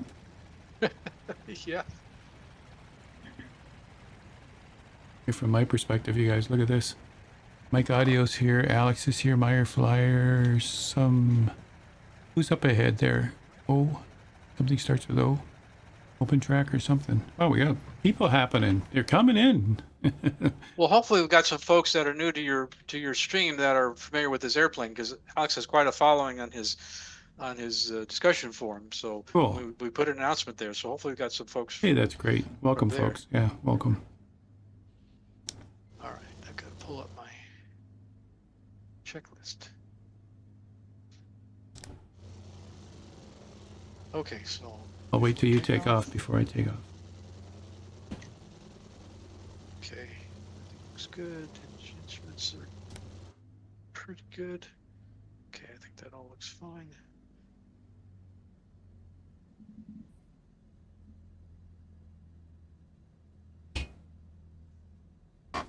Okay, landing light on, and nav lights to flashing. Oh, I better turn my transponder to altimeter.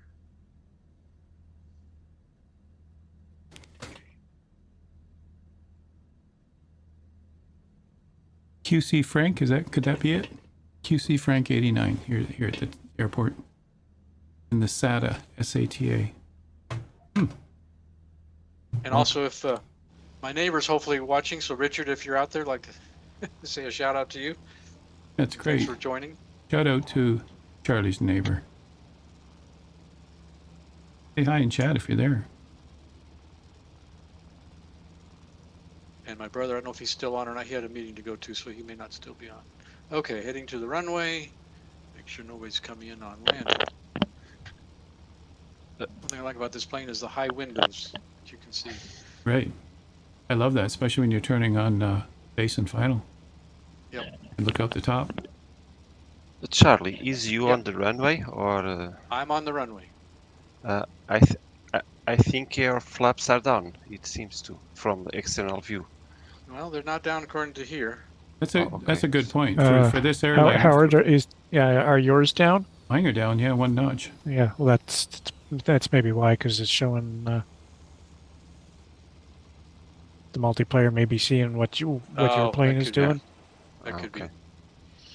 Yeah, my flaps are up, but thanks for the warning, just in case. Okay, let me. I'll Okay, I'll put mine down yeah. one notch, see what happens on yours. Okay. Still crooked, but that's all right. Okay, I'm going to put my tail wheel lock on. Tail wheel lock on. Okay, and Landing light on. I'm ready to go. Landing lights should be on. Yep, landing lights on, and nav lights to flashing. Okay, so we're good. So let's see. Should be able to see my landing light. I don't know if you can see this from other planes, but okay, is that you right behind me, Howard? All right. Maybe. I'm on. No, I'm on 5.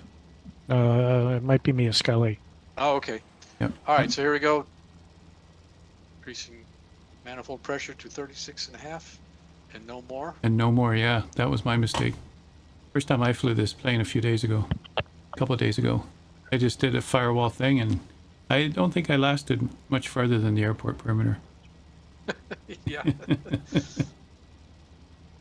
Okay, rotate. These There we are. engines have so power that even with 35 inches, it would be more than enough for Okay, majority of brakes. takeoffs. And Mia Scully's on the Gear up. runway. And then now I'm reducing power to 33 or 34.5 and 2200 RPM. Get my nose down. So you want to be about 100 to 120 knots. I think 100 between 100 and 100. I can't remember exactly what VY is, but somewhere between 110 and 120. So, so we'll keep on this heading. Oops, runway heading till we get up to 5,000 feet. Okay, I am going to put it on autopilot. So let me first of all, Without the landing light, right? Yep. Let me get down to cruise, or not cruise, but climb configuration. So that's 30 inches, 2000 RPM. Okay. And landing light off. Nav lights to steady. So make sure my speed is still up there. Okay, so now I'll flip on. Okay. So the roll button on the left is actually the same as your master autopilot. Then flip on heading, and then I will put on pitch mode. It doesn't have a flight level change or vertical speed. It has basically pitch, which you can usually control pretty well. So now I'm on heading mode, and I can control my vertical speed with my pitch. I'll pitch down a little bit. Now what's interesting, if you see the rotation of the knob, it looks like I'm rotating the wrong way, but I'm actually rotating forward on my mouse button. So I want to get up to about 120 knots. It's still a good climb. Okay, so now I think we'll just climb for a little ways here. And while we're doing that, checking all my engine. Okay, my oil temps are a little bit cool. I could. So are you landing the ILS on 05, or what would you say it was? I forget the runway number. Yeah, will be 05. So yep. it's RNAV. Oh, the RNAV for GPS. 05. Okay. Got it. Yeah. I want to position my camera as you come in. Here. Yeah. 05. Okay, so I'm going to set up while we're climbing. Now the other thing is, because this doesn't have, you can't arm the altitude mode. So it's easy to forget that you're climbing and lose track and go too high or too low. So you got to keep an eye on the altitude and set your altitude hold mode when you get there. So, so while it's doing that, I'm going to go to the 530, and I'm going to put in, we're going to go to nearest, and we have KOTH right there on nearest. Click on it, and we'll go direct to. So direct to the airport we just came from. We'll activate that. And you'll see. Okay, my computer died again. So you may not get to see this one. Doesn't usually do this. Is that your my landing light on? Is good. And maybe what I'll do is I'll go back and do the approach again and go through it, and we can maybe add that, paste that on. Yeah. So record your RNAV approach if you don't have it already, and we'll pick it up and put it on the end. We'll get that YouTube happening for you. Okay, that sounds good. Hard landing that time. See, didn't do it twice in a row. I was too slow picking up the throttle. See, that thing drops like a rock without throttle. I was just seeing if I can cut it and glide, but no, I'm full back on the yoke, and it's just look. Howard, this plane drops like a rock. Very low. This plane has very low authority under 80 knots. And 80 knots, yeah. So I was coming in at 85 or so, which is comfortable for me. But the first time I did it properly with power on approach, but this time I wanted to see what happened if it would glide, and it's a rock. So I was like, well, if you've got full flaps, yeah, you've got to have power. Yep. Yeah, a lot of these low-wing planes with full flaps, you really got to give it the power to stay there, yeah. Yep. And now I'm just using, you can see my engines, you guys, I'm just using a different, the outside right, the outboard, the right engine, I was going to say starboard and port, but I'll just say right and left. The right engine just to turn left. I'm giving it extra power on the right wing, and I get a nice smooth left turn. Pretty cool. Right from here, do a right turn, just giving it more power to the, just like that, really nice. I should get away from the water.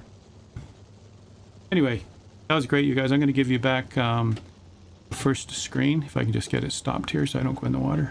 I'll give you back your first screen of your presentation at least, and then you can see how we finish up here. There we go. Yep. And this, and like I said, go ahead, Charlie. The entire presentation in PDF format is available in that Dropbox share along with the other things I mentioned. So feel free to make that available at least for a couple of weeks for anybody that wants any of that stuff. So help yourself to it. And you can contact me on Discord, MyerFlyer99, if you have any questions. But the real person to ask questions of is Alex, since it's his mod. And you can go to that community forum for the Denarq mod on Microsoft Flight Simulator community forums. The link's in the presentation, and put your questions there. Alex is very responsive, unless he's on vacation in August. So yeah.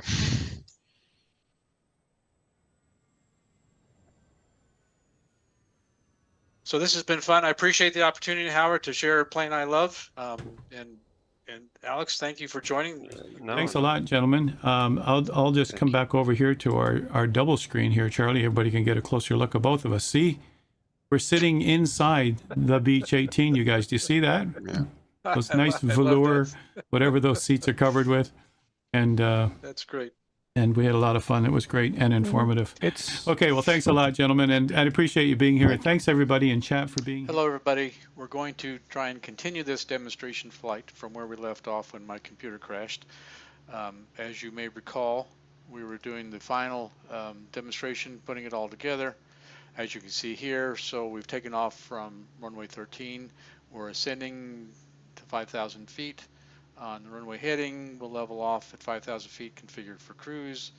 Then we'll load our destination and approach procedure with transition gamble activated, follow the approach procedure, and then just before the final approach fix, we'll slow down to lower landing gear, configure approach and landing, and then execute our final checklist. And I will be using autopilot as much as I can. So that is the plan. So we will unpause here, and we will get going. So remember, we are ascending to climbing to 5,000 feet. So I'm going to flip on autopilot on our current heading. So setting the heading bug to our current heading, and we'll put on pitch mode. So bring pitch down a little bit to get our speed. Climb a little more than that. And again, we're going to 5,000 feet. So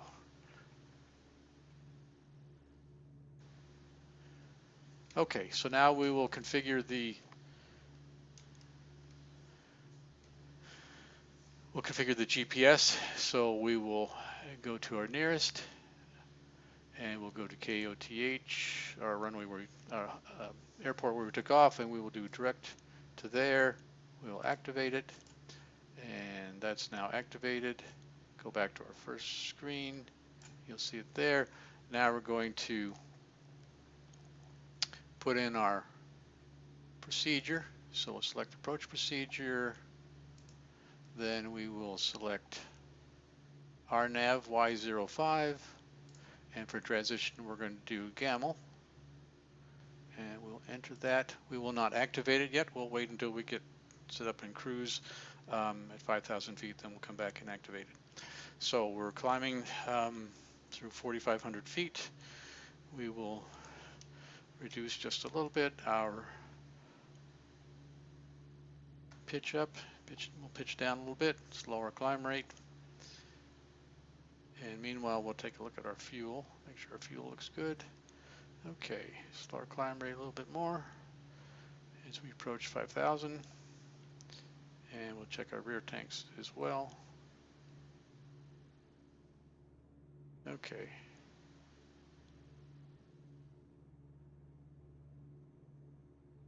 So something happened when I set up. Apparently we don't have any fuel in the rear tanks, or our gauges are not working. So we will deal with that one later. So we will level off at 5,000. There we go. Okay, so leveling off at 5,000 feet.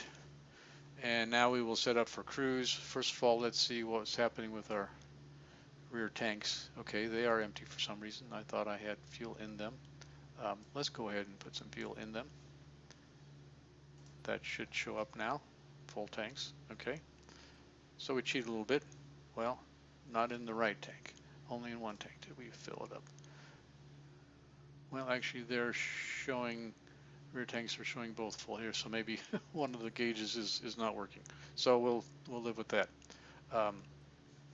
Okay, so continuing on now, we're 5,000 feet, so we'll set up for cruise. So just our manifold pressure, probably about where we want it, and we'll bring our RPMs down to 1800. Let's increase pitch, brings it down to 1800.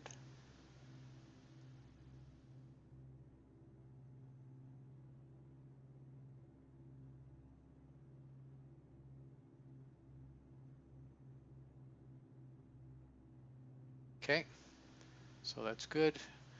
We will turn the booster pumps off. And so booster pumps off.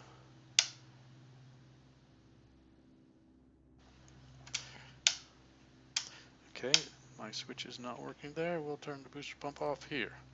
And we need to turn our landing lights off as well, by the way. And we'll turn our nav to normal. Everything else looks good. Okay, so booster pumps off. We will switch to rear tanks. Hopefully we do have fuel in the right tank. We will maybe switch that one first to rear. And so far we're still running, so that's fine. Okay, booster pumps off, switch to rear tanks. Cowl flaps, we will close our cowl flaps since we're now in cruise. And finally, we'll put our manifold heat on, get our carb temperatures up. So a little bit of manifold heat. That may be a little too much. We'll back off just a little bit. And we'll also check our oil temperatures, getting a little bit warm maybe. We'll put these oil shutters just up a little bit. Checking our cylinder head temperatures look fine. Oil temperatures will come down a little bit. Carburetor temperatures look fine. Okay, so we're pretty good now. It's time to lean. So we will lean the mixture. We'll start with the right engine and we'll bring it back. So actually, we're starting to lean here slowly. So as not to get any, don't lean too fast, get it too hot in the engine before the engine loses a little power from leaning. So we don't get any detonation. Okay, so 1306 is our peak, 1307, 1308, okay. So bring it down to about 1250. That'll be just a little more than 50 degrees rich of peak. Okay, and similarly we'll do the left engine.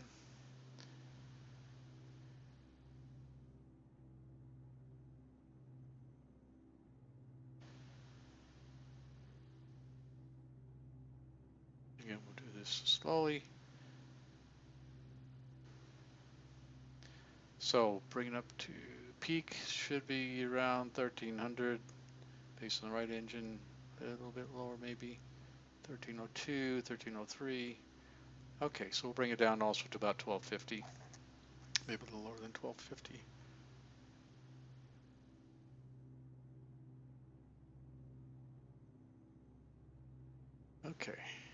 Okay, that looks good.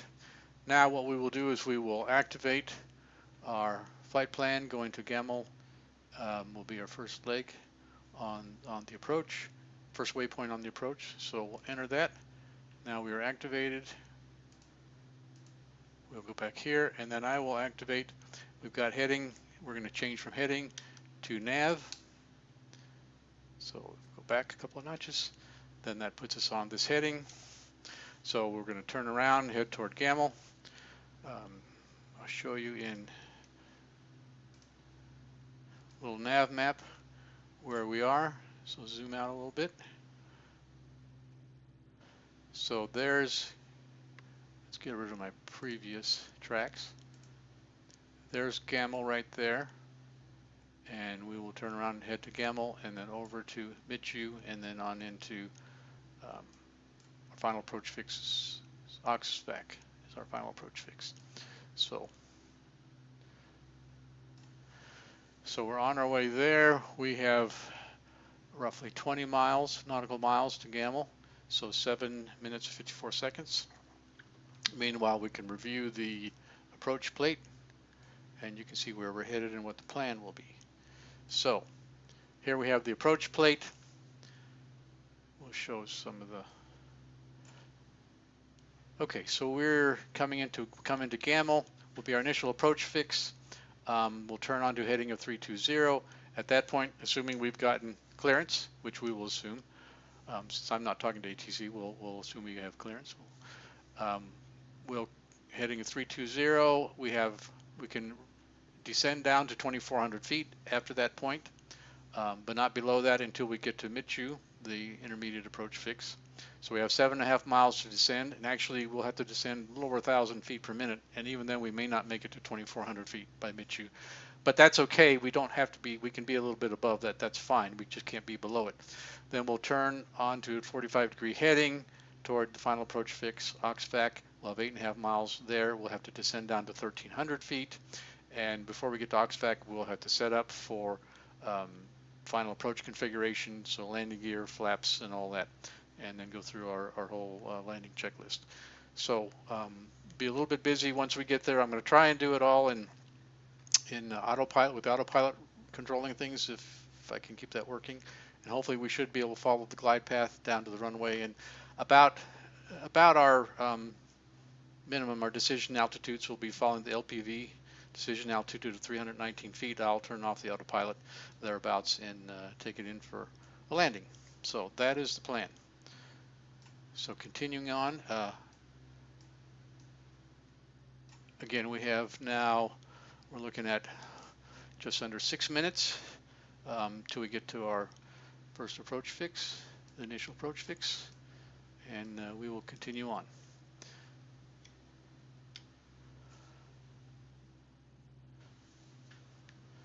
So this is a beautiful part of the country. And by the way, I guess I should mention, we took off on runway 13 and did our runway heading straight out up to 5,000 feet.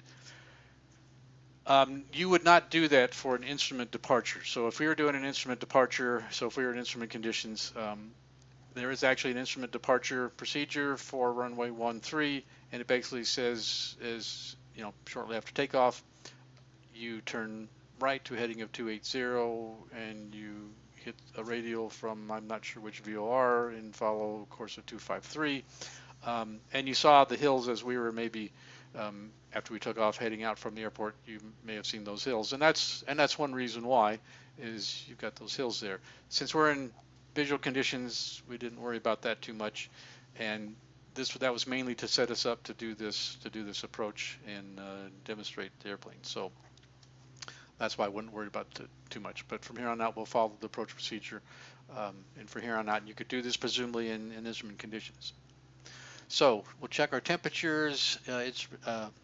Cylinder head temperature looks good. Oil temperature still a little warmish. So I'll bring the oil shutters up cold a little bit more, open them up a little bit more. Oil pressure's good. Fuel pressure's good. Using our rear tanks, as you see there. Okay, all that looks fine. We're on course. Airspeed about 150 knots, indicated airspeed, so that's fine. Our ground speed, as you see here, about 157 knots. Little bit of wind, headwind of 2 knots roughly. So 10 miles to go, 3 minutes 50 seconds. So we'll continue on this course, and then again things will start to move a little bit faster once we get on the approach procedure. So we'll just bide our time until we get there. Again, keep an eye on all the instruments. Engines look good. Everything looks fine. Periodically, we'll turn up the manifold heat for a few seconds. So I will do that now. You can watch it on the temperature. Here, I'll turn off my head tracker. You can see that. So do this for just a few seconds. The manifold heat goes up just above the green, then we'll return it. So the right engine and we'll return it. So again, that everything looks good.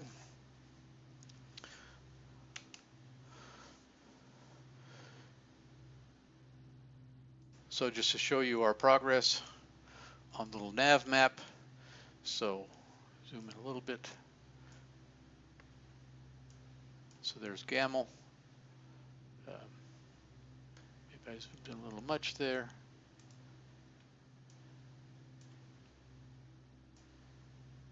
So Gamel, then to Michu, and then on in to Oxvac will be our final approach fix. And again, about here is we should pick up the glide path, and you'll see that. So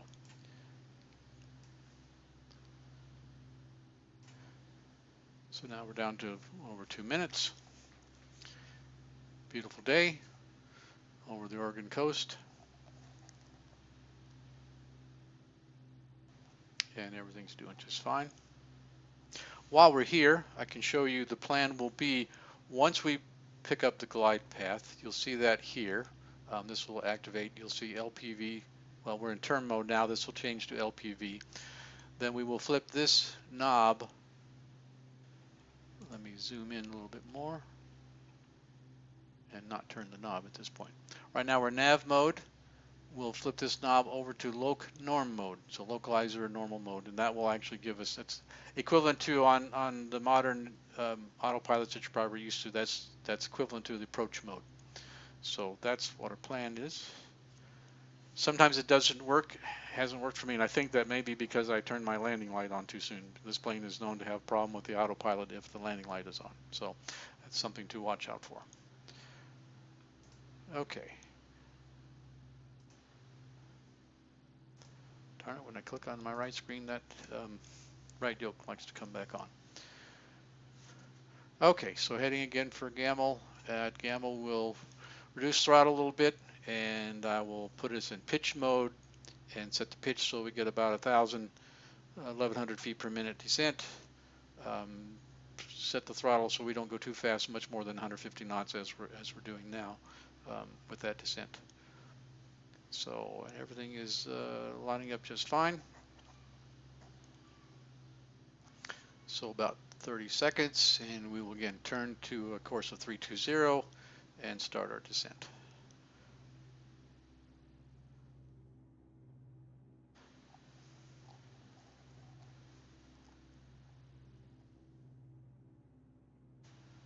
Okay.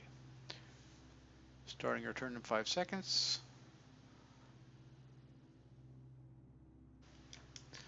So you can see we're now starting to turn, and you'll see this will turn blue or magenta, whatever the color is. And now we're on that. So now we have a little over 2 minutes, 2.5, or a little over 2.5 minutes. So we'll start our descent. So put it in pitch mode, and we'll pitch down again to get us about 1,100 feet per minute descent. And we want to get down to 2,400.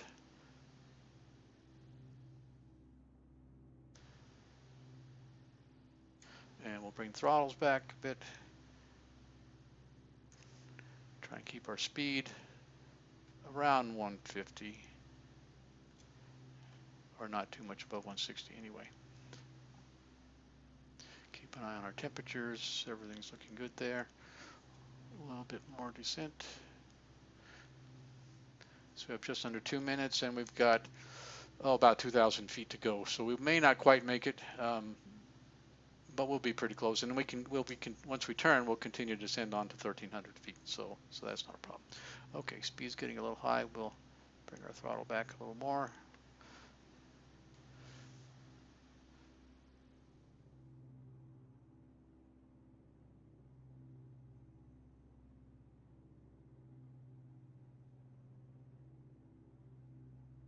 Okay, we can only slow down so much when we're descending at this pace.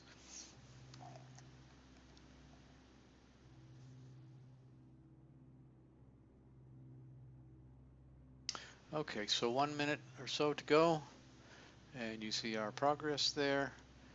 Now, once we turn on to that final leg, you'll see this, where it says term, and terminal mode will change to LPV, And at that point, you'll see this come active. Let me make sure I've got us.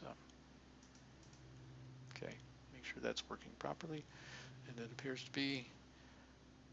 And while we're here, actually, there's one more thing I want to do. I will change this to 108.5, which is the ILS frequency. I won't tune it in yet at this point, but it's the ILS frequency for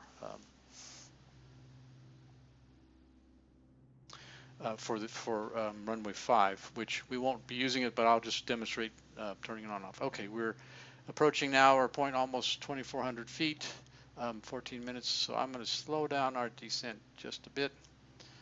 We don't want to go below 2,400 feet until and we're going to be pretty close to it. Okay, I'll slow it down just a bit more. Okay. All right, we are not following.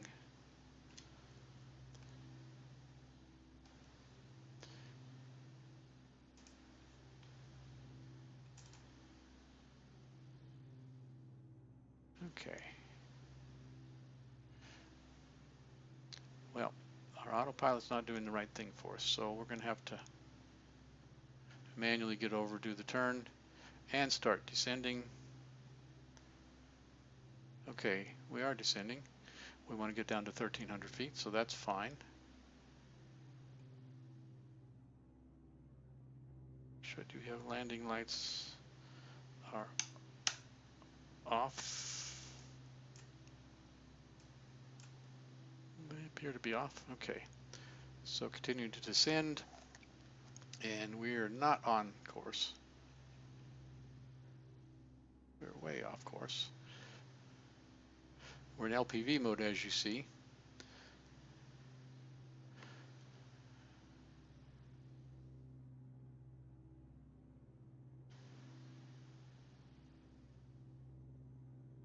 But we are way off course.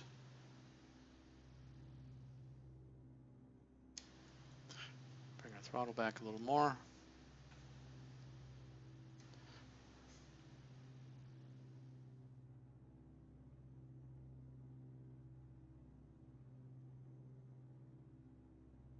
Okay, and we are now below 1,300 feet. So we went a little bit low. We're going to slow down. We'll still set up for our approach. Hopefully we can get back on course here. In the meantime, we'll slow down, see if we can start setting up for our approach. You'll see the airport is somewhere up ahead, just right in here. So we want to get on the approach. We'll get a little bit more sharper turn here. Meanwhile, we're down to 109 knots, so we can put our gear down. Okay, we're going to bring up our throttle. We're going to mixture rich. Okay, bring up a little bit of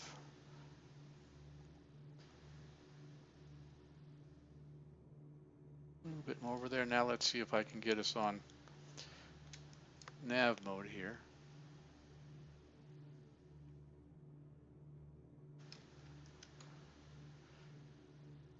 We'll see if that works. Okay. So that all looks fine. Now we'll do our checklist. Okay, cowl flaps. We will open our cowl flaps since we're going to be using some engine. Open our cowl flaps. Gas. So you see gumfuls. So we're going to do gas. We will put these on front tanks. We will turn our fuel pumps on. Okay, fuel pumps are on. We have plenty of fuel pressure. That looks good. Undercarriage, we've got our gear down. We've got our flaps down. So we are heading in for final approach fix. Still 4.5 miles off. I'm not sure why that is. I think we passed it to the side of it too far. We should have been there by this time. No, we haven't. No, we haven't. We're fine. You can't see it. It's there. Oxvac. Okay. And we're just slightly low, but other than that, not too bad. Okay.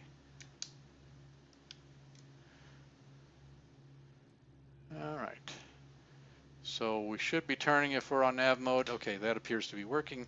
All right, so finishing everything up. Undercarriage, so we got gear down, manifold, mixture, prop, put full forward on the props, and I think we are pretty well good to go. We'll turn on lights, landing lights in a bit after we finish getting on final approach, and we have our glide path in. Need to bring a little more throttle in. They're getting too slow. Getting below 80. We should be about 90 for approach speed. So this is kind of a sloppy approach. Sorry about that, folks. Okay, there we go. Okay, now you should be able to see we're heading straight on. Now the runway is right there. So we're in good shape. Slow us down a little bit. Got a little too much throttle. Okay.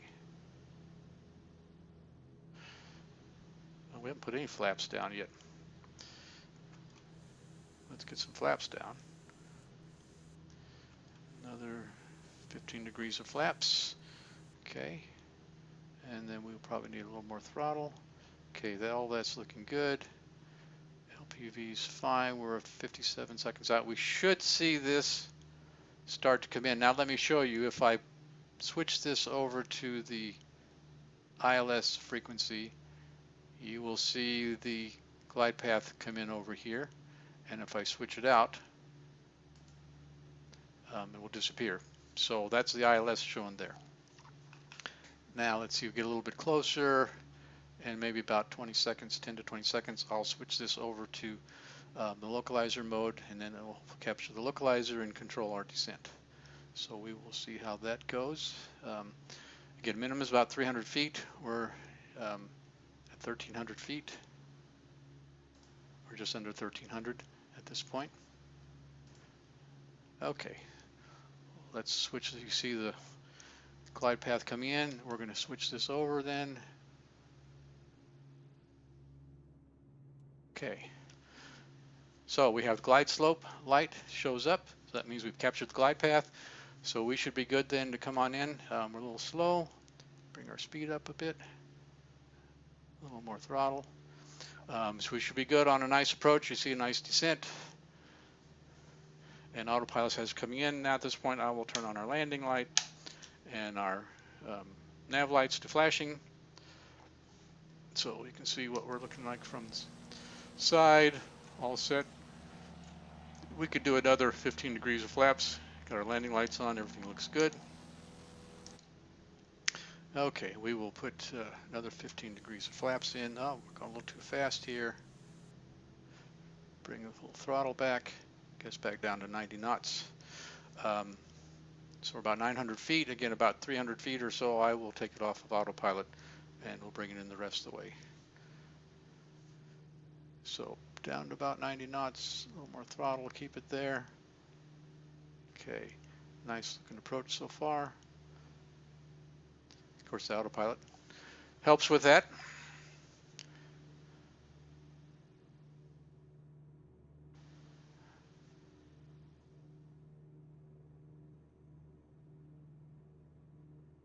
Okay, 600 feet. So again, if we were in instrument conditions, we could go down another 200 feet maybe before you'd have to make a decision to either see the runway and land, or then do a mixed approach. So we're coming in just fine. Nice approach here. We can go a little bit lower than 90 now. We're getting close to the runway, getting close to our minimums.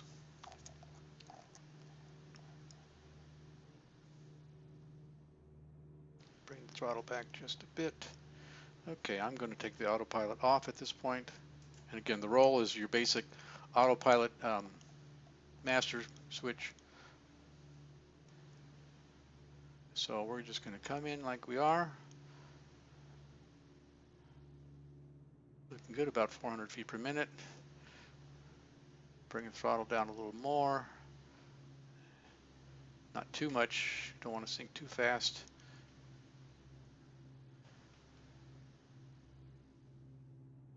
Okay. Flare a bit. Okay, just a nice gentle touchdown here. And I'm using up a lot of runway, so this wasn't a very good landing. But we're down.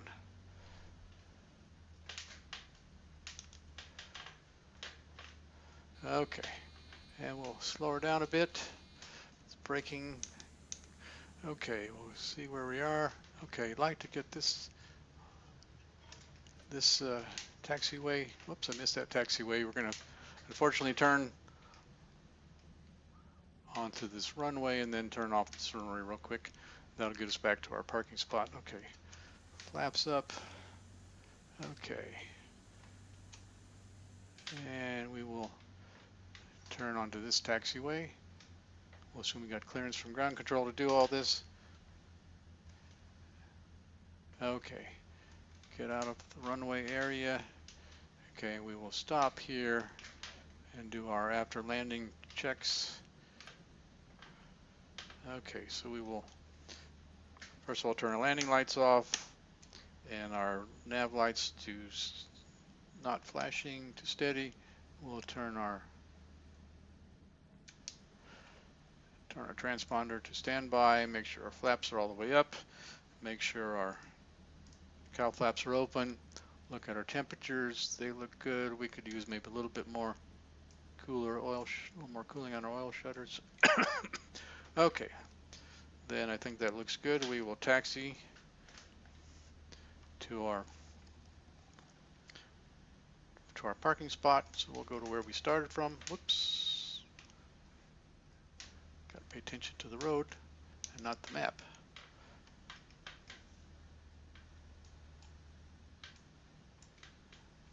Okay.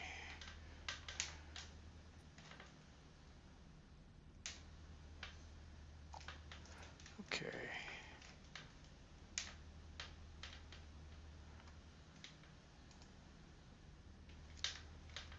Okay. And we'll just pull in here. Any spot in here.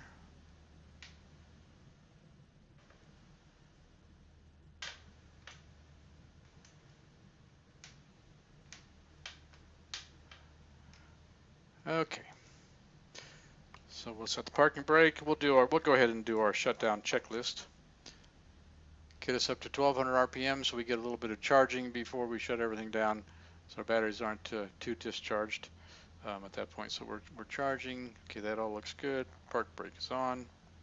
Okay. Actually, for some reason there we go. Okay, yeah, the tail wheel came unlocked. Okay, that was fine. All right, let's see. Shutdown checklist. Park brake on, throttles to 1200 to charge the batteries a bit, fuel booster pumps off. So we'll shut those switches off. Flaps up, check to make sure flaps are up. And they are up, as you can see over here on the right. Electrical equipment, so lights, radios off, so we'll turn the DME, and that will also turn off the ADF receiver. We will turn off the COM2 radio. We will turn off transponder. Can't separately turn off the GPS, but that will come off when we do our Avionics master. So we'll turn off our master instrument lights, turn off our Avionics master. Throttles to idle. Mixture idle cutoff, so both engines. Okay, that looks good. Magneto's off, so, and you could do just the gang shut off here, would work fine. Beacon nav seatbelt lights off, so beacon light off. nav light off.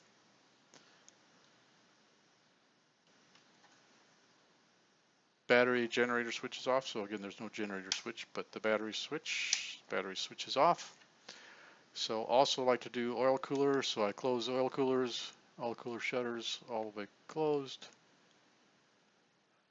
or actually all the way open. So what I do, oil cooler shutters all the way open, so all the way up. And then cowl flaps closed. So those are down. Fuel selectors off.